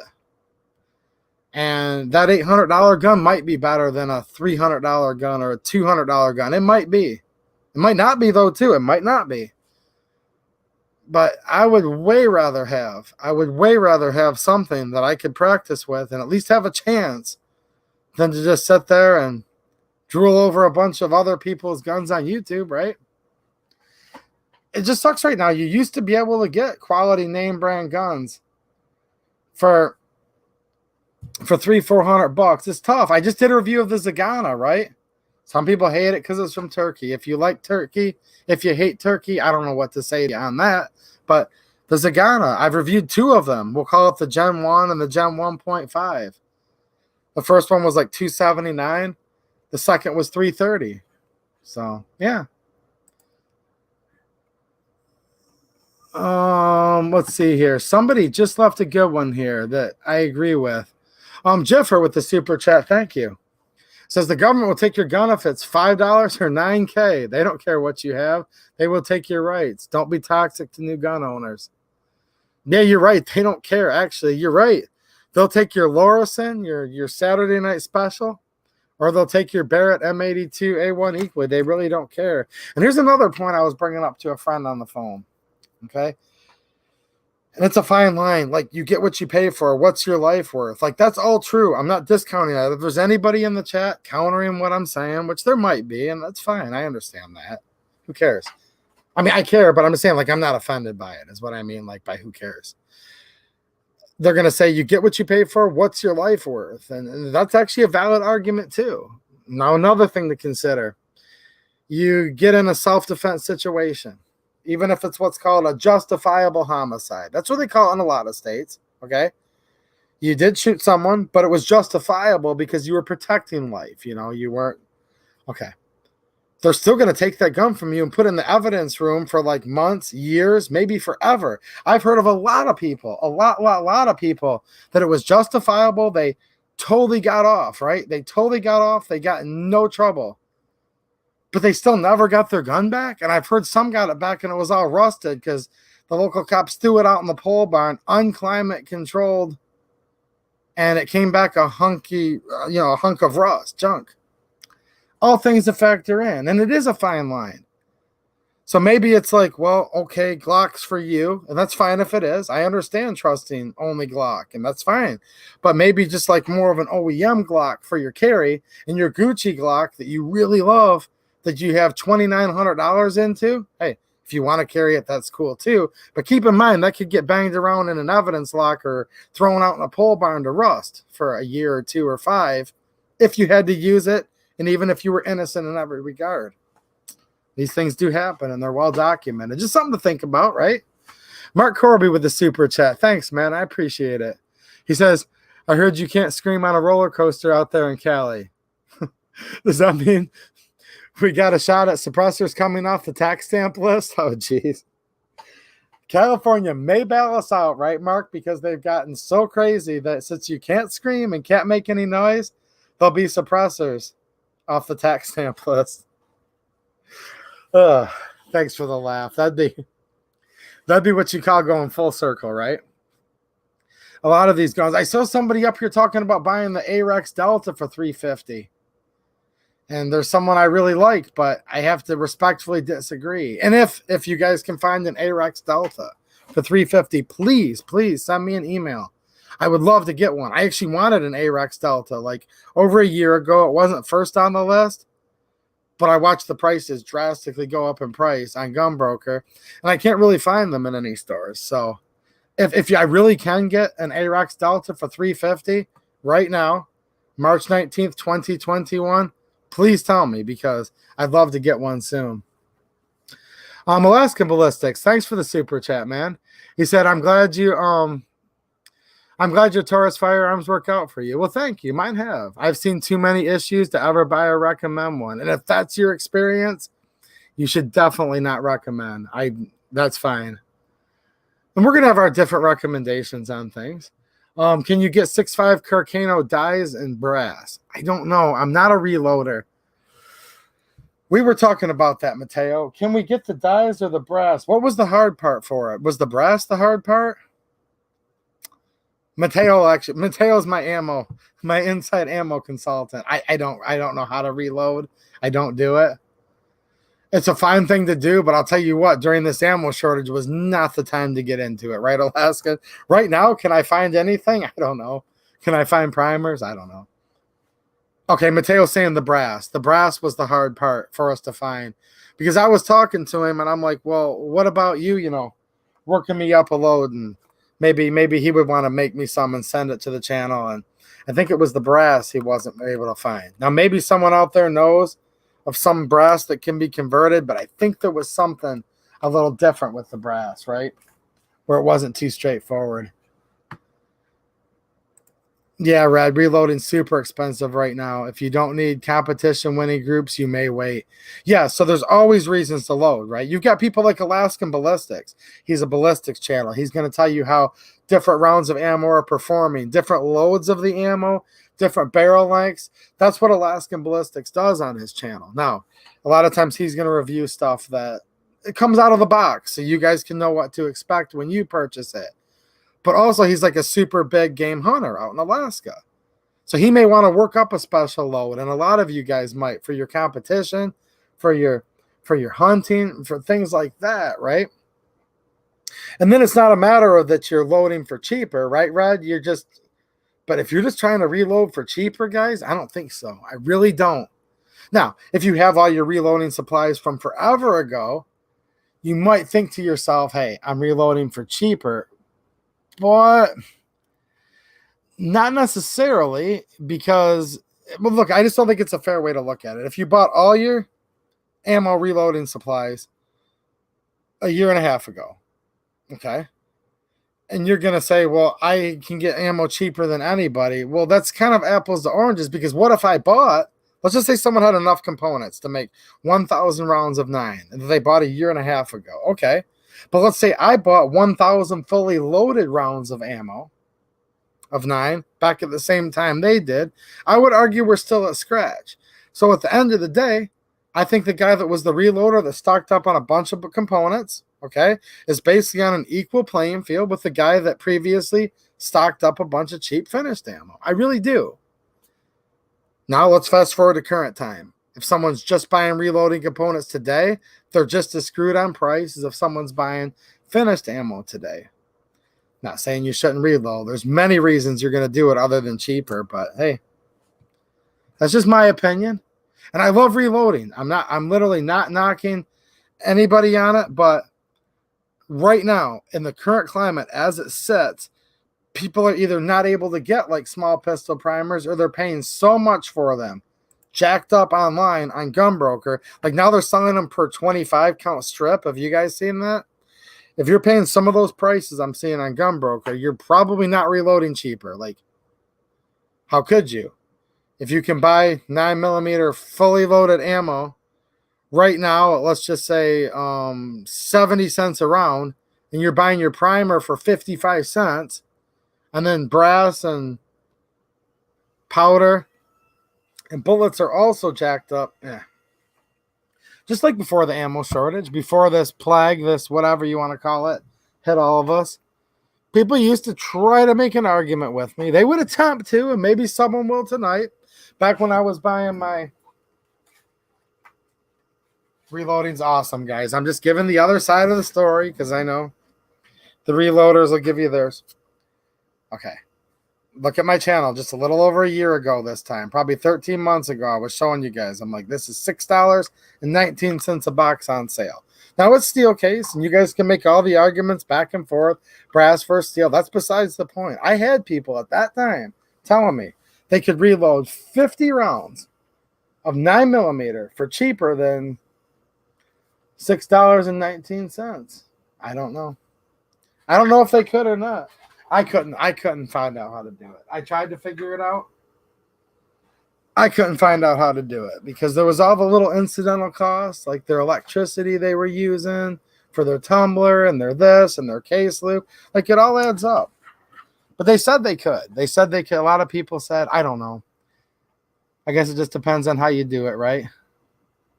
Alaskan Ballistics reloading is cheaper until you pay yourself minimum wage per hour. Yeah. Mike McClune with the super sticker. Thanks, man.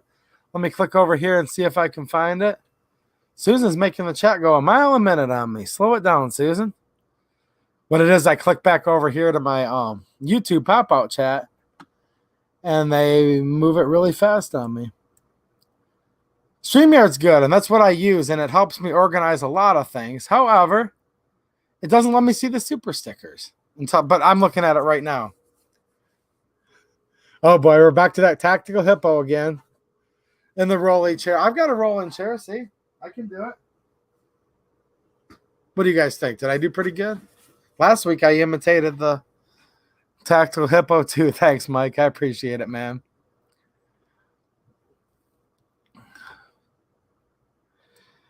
All right. Does anyone have any questions? Does anyone have any questions about anything else? Because we're getting close to 2 hours already. I told you guys this would happen. It took like, I said it'd be 10 minutes later, and it would be 2 hours. Don't forget to give me a thumbs up, guys. Real quick, if you don't mind. Like, that's totally free, okay? But here's the thing. You guys get kind of stingy with it, and then Susan will come in here, and, you know, so. Look, even if you didn't like the stream tonight, which I hope you did, you can just piss off Susan Wiki, who's anti-gun, because if she doesn't like the stream and you like it, you guys see what I'm saying. Also, my Amazon store, it literally costs you guys nothing, but it does help the channel. And all of you guys that are currently Patreon supporters, right, channel members, leaving the super chats, I really, really appreciate you guys. I'm just bringing a new pistol into the channel here, the G3C Toro. If you guys are kind enough to let me know where I can get that $350 A-Rex Delta, I'd love to bring that on into the channel. That would be awesome. America the Free, thanks for the super chat, man. I appreciate it. He says, love you too, AE. Keep up the American spirit. Well, thank you. Thanks, man. I appreciate it. I like his avatar too. That's awfully peaceful looking. Was that a peaceful place? I mean, just by looking at it. Obviously, right? What's happening, Rockford Ordnance? I got to keep going. I'm not even home from work yet. Dang, dude. You're working a lot, aren't you? Nah, I can't go 3 hours. See, I'm on. Look. Lamy, the people that do the different productions here, this is a high production set. You guys have to admit. There's like 35 union workers you can't see. And if I keep them past 2 hours, they're going to file a grievance on me. I can't afford for them to go on strike. I mean, it's obvious if you guys look, right? Like, this is basically, like a Hollywood studio. You guys can't see it, but the makeup artist, they're going to go on strike, guys. I can't afford their overtime. I'm taking a quick peek here. Storing ammo and brass together in an ammo can. Any metal reaction? Well, I showed you guys in my ammo storage video, I did have a little bit of reaction with the steel and the brass, but it was basically like where the brass touched the steel, the brass was turning green. Dissimilar metals, right? You guys ever try to take studs out of like taking the head off, the head bolts, right? Where you've got aluminum heads, steel bolts. Yeah, dissimilar metals, definitely. Like when you're working on cars, dissimilar metals do react with each other. They really do. Galvanic corrosion, it's called, I think. I don't know. Might be getting that wrong. Sometimes we just call it rust weld when we're working on cars. And I have a new radiator put in, by the way. Let's not get into car repair. I think mixing them together could be an issue. However, I would also argue this. But there still has to be moisture present. If you get that ammo when it's new and you got it nice and sealed up, your desiccant, all of that in there, it would either eliminate or drastically reduce the odds, right? Because any type of corrosion is going to rely on some type of humidity. You always need humidity, whether it's your brass turning green or whether it's your steel case rusting. Extreme heat, that can damage the components in there. It can literally damage the powder. It can damage the priming compound, no doubt. As far as the outer structure of your ammo deteriorating, moisture is going to be your worst enemy. Now, moisture can also damage your powder, can also damage your primer too. So it just depends. Electrolysis, some of Rod Brown saying, yeah. Good night, Chris Plummer. Thanks for hanging out tonight. I appreciate it. So there you go.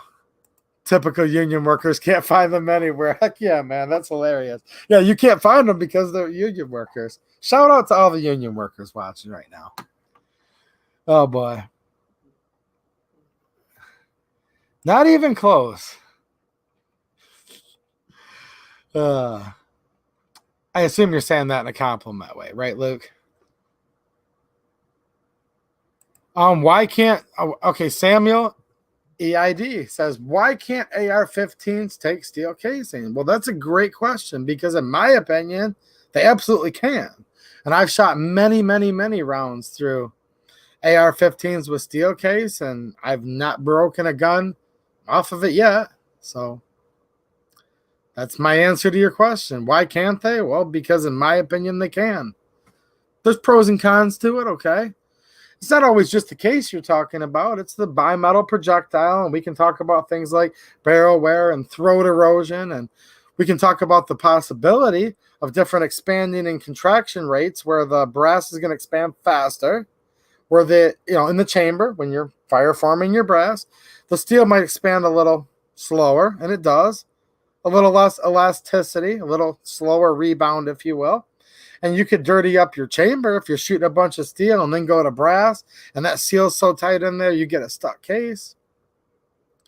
So there's a lot of factors. A lot of times you found somebody, they're mixing the brass and steel, and you guys know what I'm talking about. It's kind of an AR thing, tight tolerance chambers. This doesn't seal quite as good. A little bit of blowback comes through, cruddies up the chamber a little bit. Then that brass case gets in there, seals perfectly tight, gets stuck. But no, generally, I mean, there's always going to be a finicky gun. I'll tell you what, before I would trust my AR as a complete go-to, I would want it to be able to shoot steel because you never know. That might be all you can get. Right now, a lot of these, I tell you guys, look, ammo looks like it's coming back in stock quite a bit. All right. A lot of that is steel case offerings.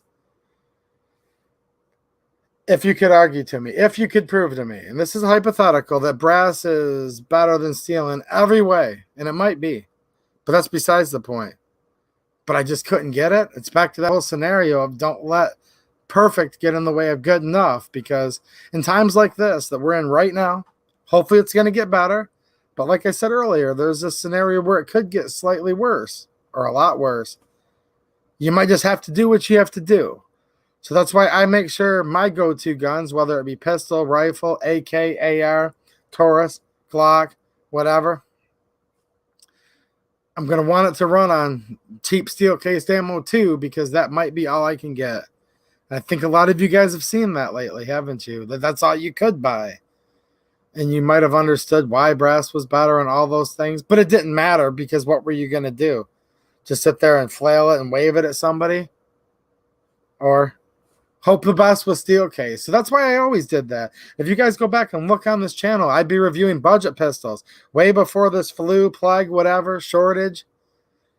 And I would let you guys know if it ran on steel case. That's just because a lot of people want to know, and I've always done that. So there you go. Let's see here. Zephyr 322 with the super chat. Thank you. I appreciate it. And look at that, shooting on those horses. That's a nice avatar you have. It says, what's your favorite sling? For AK, side folding pistol. Okay. So side folding pistol, I assume you mean a sliding brace?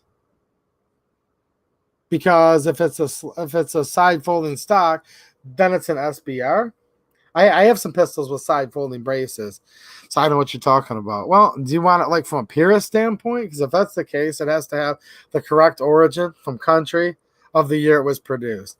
If not, probably just like a single point bungee type sling. I mean, there's so many name brands. I'm not sure which name brand to mention, but yeah, probably just a little single point.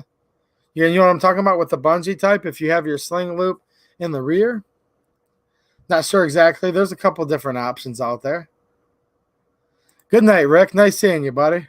Take it easy, man. Red, old timers just told me to never load steel, and I didn't question it. Okay, and look, certain guns, certain things, there is no, that's the problem with guns. That's the beauty of it, right? We don't get bored. So like, look, this is the beauty and the problem with guns. There's never, ever a 100% definite answer, right? There just isn't. In general, most of my guns, I'm going to go by with what the right side of wrong is telling us. I'm going to agree. If it can't run steel, it doesn't deserve brass most of the time. Now, I may have an old gun. I may have different. Look, there's always an exception, like no matter what. If anyone ever comes on here and says this is always the case with anything in the gun world, they're going to be wrong, because there's always exceptions. But in general, I've been known to shoot a good bit of steel case in my life and will continue to do so. There's trade-offs. There's no free lunches in life, right? Like you buy the little economy car, it might get better gas mileage. Your payments are down, but it's a bumpier ride. It's cramped, you know? Might not be the best analogy, but you should think about that a little bit with all your guns and ammo. There's just no free lunch out there, right? It's always give or take here. Like, okay, steel cased ammo, assuming it has a bimetal projectile. All of it doesn't, because there's the range friendly that I've showed on this channel a couple times. But just assuming it's the straight up steel case, bimetal, attracts a magnet, right? Projectile. There we go. Sure, it'll no doubt wear out your barrel a little quicker. But I've done the math and said, well, in the time it takes to wear out this $100 AR-15 barrel, I'm going to save $500 on ammo. So, yeah. And in some cases, I did the math and I would have saved like $700-800 on the ammo. And I decided for myself it was worth the trade-off. I had the time to do a barrel swap. If I could save $500 in ammo over a few years, that's my personal choice. So, Gary Wisner, what's happening, man? He said my AK will eat up ammo.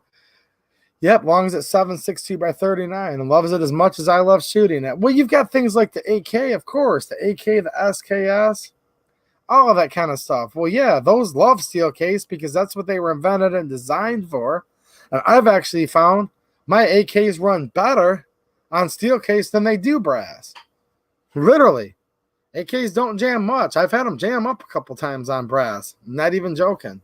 So, if the gun was intended to run for steel, well, then that's what it was made for. Like, now in Yugoslavia, their M67 7.62 by 39, they actually designed their 7.62 by 39 with a brass case, a magnetic projectile, but they also didn't chrome line their bores, see? So, look at your military SKS, AK from Yugoslavia, non-chrome lined bore for 7.62 by 39. They used brass case with a non-magnetic projectile. The whole rest of the, AK users, let's call them the Com block, Soviet block, they pretty much all ran steel case almost exclusively, with an exception here and there.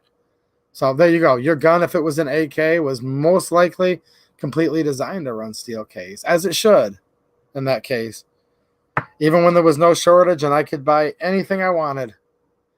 No, not as much as I wanted, but you guys know what I'm saying. It was all available. I always bought steel case for my AKs and my SKS, like not even thinking about it. Jeffrey Arroyo with the super chat. Thanks, man. I appreciate it. He says, shot 500 rounds today in my new PSA AK with all ammo brands. It ran beautifully. And the sights out of the box was on point. Thank you. We'll get another one. Well, awesome, man. That's good to hear. You guys know I love the AK for a fact. Love it. I have a couple first gen Palmetto AKs that were, it's when they were like DDI / and then I have another one that's like their second gen. I don't have a lot of experience with their brand new stuff, but I've been hearing good things, except for Misha Ko's AK-74 that broke. But hey, you know what's interesting? Jim's asking me, any collab videos planned? It's funny you guys said that. I'm not going to tell you what it is right now, but next Friday, okay, I will actually be announcing a collab with another YouTuber that you guys probably really like. I know I really, really like their channel and have for a long time. Really, really cool person. Really, really cool channel. And I'm actually going to be traveling out of state to do a video with them next Saturday. So I'm still going to be on here next Friday, same time, 9:30 Eastern. And I'll be announcing then who I'm going to be doing the collab with at their location on Saturday. So I don't do this a lot, and I know a lot of you guys aren't going to be able to do both, but if you're thinking about it, I'm going to be doing my 9:30 stream next Friday night right here, same time. I'm going to wake up in the morning, get in the car, travel a few hundred miles away, let's just say, to another state, and hang out with another YouTuber that's totally awesome, and I know you guys really like. And I'll announce who it is. I'm kind of keeping it a surprise just for right now, but I will let you know who it is next Friday, where I'll be, and I will be hanging out there, and we're going to shoot a live stream from there. From their set shop, whatever you want to call it. Phoenix, no. Phoenix is like 15 minutes at the most. Probably this time of night, 10 minutes from here. Phoenix is like 6-7 miles away from where I'm sitting. Now, this is someone out of state. I'm going to drive a few hundred miles just because I really like the person. I want to hang out with them. And we're going to do a little bit of video collab together, record some stuff that'll be released, as standalone videos, and then get on there and stream together and just do a Q&A and hang out with you guys. So there you go. Maverick Man. Nope, it's definitely not. That's not who it is. Nope. RP Talk, thanks for another super chat, man. Have many 7 and 6 spam cans. I don't know if I have many, but I have a few. I have a few squirreled away. Maybe a couple still in the wood crate where it's the 2 cans. All steel with no problems. Even have Russian steel 223 works great. Like I said, look, it's like everything, guys. Some people are going to love steel. Some are going to hate it. Whatever.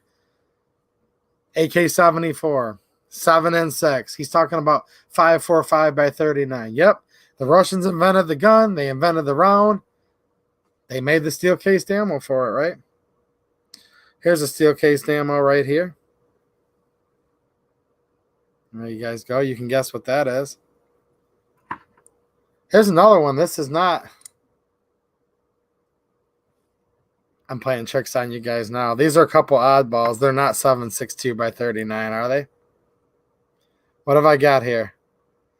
We've got one 7.62 by 39. One's not. And then there's another one. See, I've got brass. I've got, you know what I've been playing with all stream? Just something to keep, just something to fiddle with. Here, look at this. You guys like brass? I'll show you this right before we get off. This is a brass drain petcock for my air compressor that the seal went bad and I had to swap it out. So there you go. I have no problems with brass. I even use brass drains on the bottom of my air compressor. Demo Ranch? No. Demo Ranch is like 3,000 miles from here. No, I'm going to be hanging out with another YouTuber at their place this next Saturday. I'll definitely announce it to you guys on the stream on Friday. And I think it's probably somebody most of you guys know and probably really like what they do. At least I know I'm a big fan, and I'll be having fun doing it. Mike McClune with another super sticker. Thanks for being so generous, man. And everyone else. Hold on a minute. Jane Locke, that's not true. I still like you. I drove like hundreds of miles to take you to birthday dinner.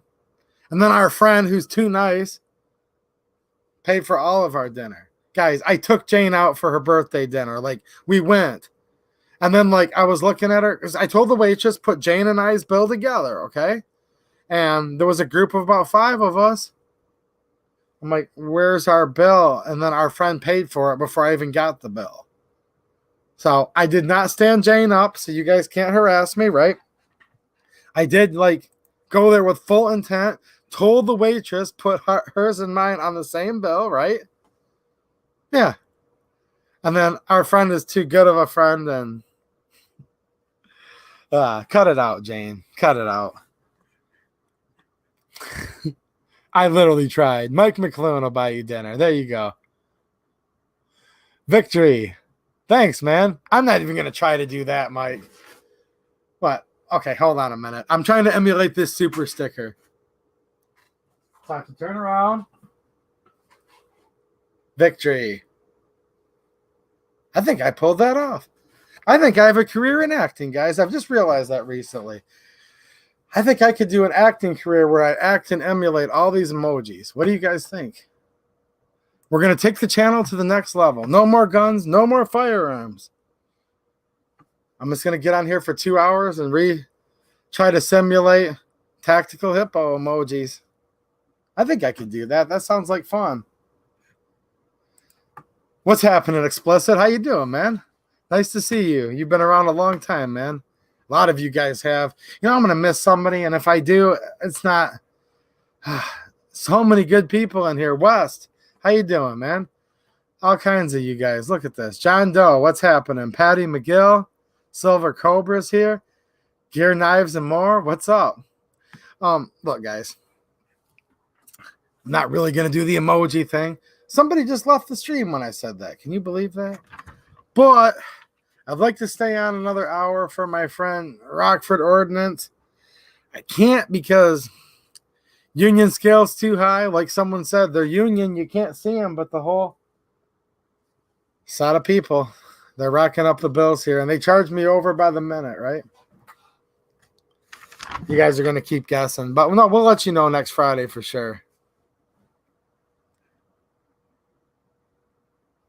I definitely read Dr. Seuss earlier for a very special baby girl that's, you know, my little girl and any other kids that were watching at that time, and for the adults, because a lot of you guys like to read that kind of stuff anyways, right?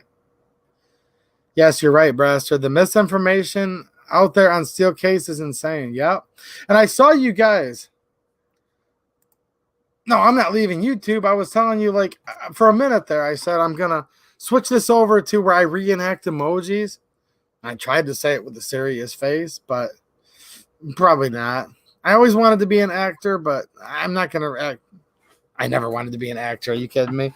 No, I'm just messing around. I'm not leaving YouTube. Unless Susan. No, I'm leaving the stream because I can't afford the overtime. This is a high production set. Makeup artist, blah, blah, blah. One more thing before I get off. You guys were talking about extra spare parts. I heard someone saying keep an extra extractor. I actually have some of those spare parts. I need to do a quick video on that. If you guys are into ARs, there's some little parts you guys need to keep. And I actually have some of them right here. And I need to get that video out because I agree. You guys are talking about some of the stuff, right? So there you go. Sarcasm. Am I sarcastic? What do you guys think? Mike McClune said some people... I don't know. I'm not sarcastic, am I? I don't think so. I don't think I've ever been sarcastic, even once. And I've got some oceanfront property in Arizona. And if you buy that, I'll throw in the Golden Gate for free. Right, Mike? Michigan watch. You're in the state of Michigan, man. Come on, man. Corn Pop was a bad dude, but no, I'm going out of state, guys. Thanks, man. I really appreciate it. Demarque Adventure says you give a lot in the 2 hours, brother. Thanks. You know what? I'm thank you so much. You guys give a lot to me too. You really do. Hundreds and hundreds and hundreds of awesome chat and just kind of motivation and just friendship hanging out with you guys, you know? So there you go. Thank you. I appreciate it, man. All right, guys. I'm going to get out of here. But I will be back next week. And next week, you guys are going to get double if you want, or pick and choose which one. I'll be on here Friday night, right here in Michigan, 9:30 Eastern. And then I'll be hanging out with an awesome YouTuber the next Saturday. And I'll tell you who it is next Friday. Why? Just because I'm so sarcastic and I'm nasty and I'm just trying to be as mean as I possibly can to you guys. Of course, duh. All right, guys. I really appreciate it. I'll go back and catch up on all the chats I missed. And I loved hanging out with all you guys. All right, I'm out of here. Thanks for watching. And have a good one.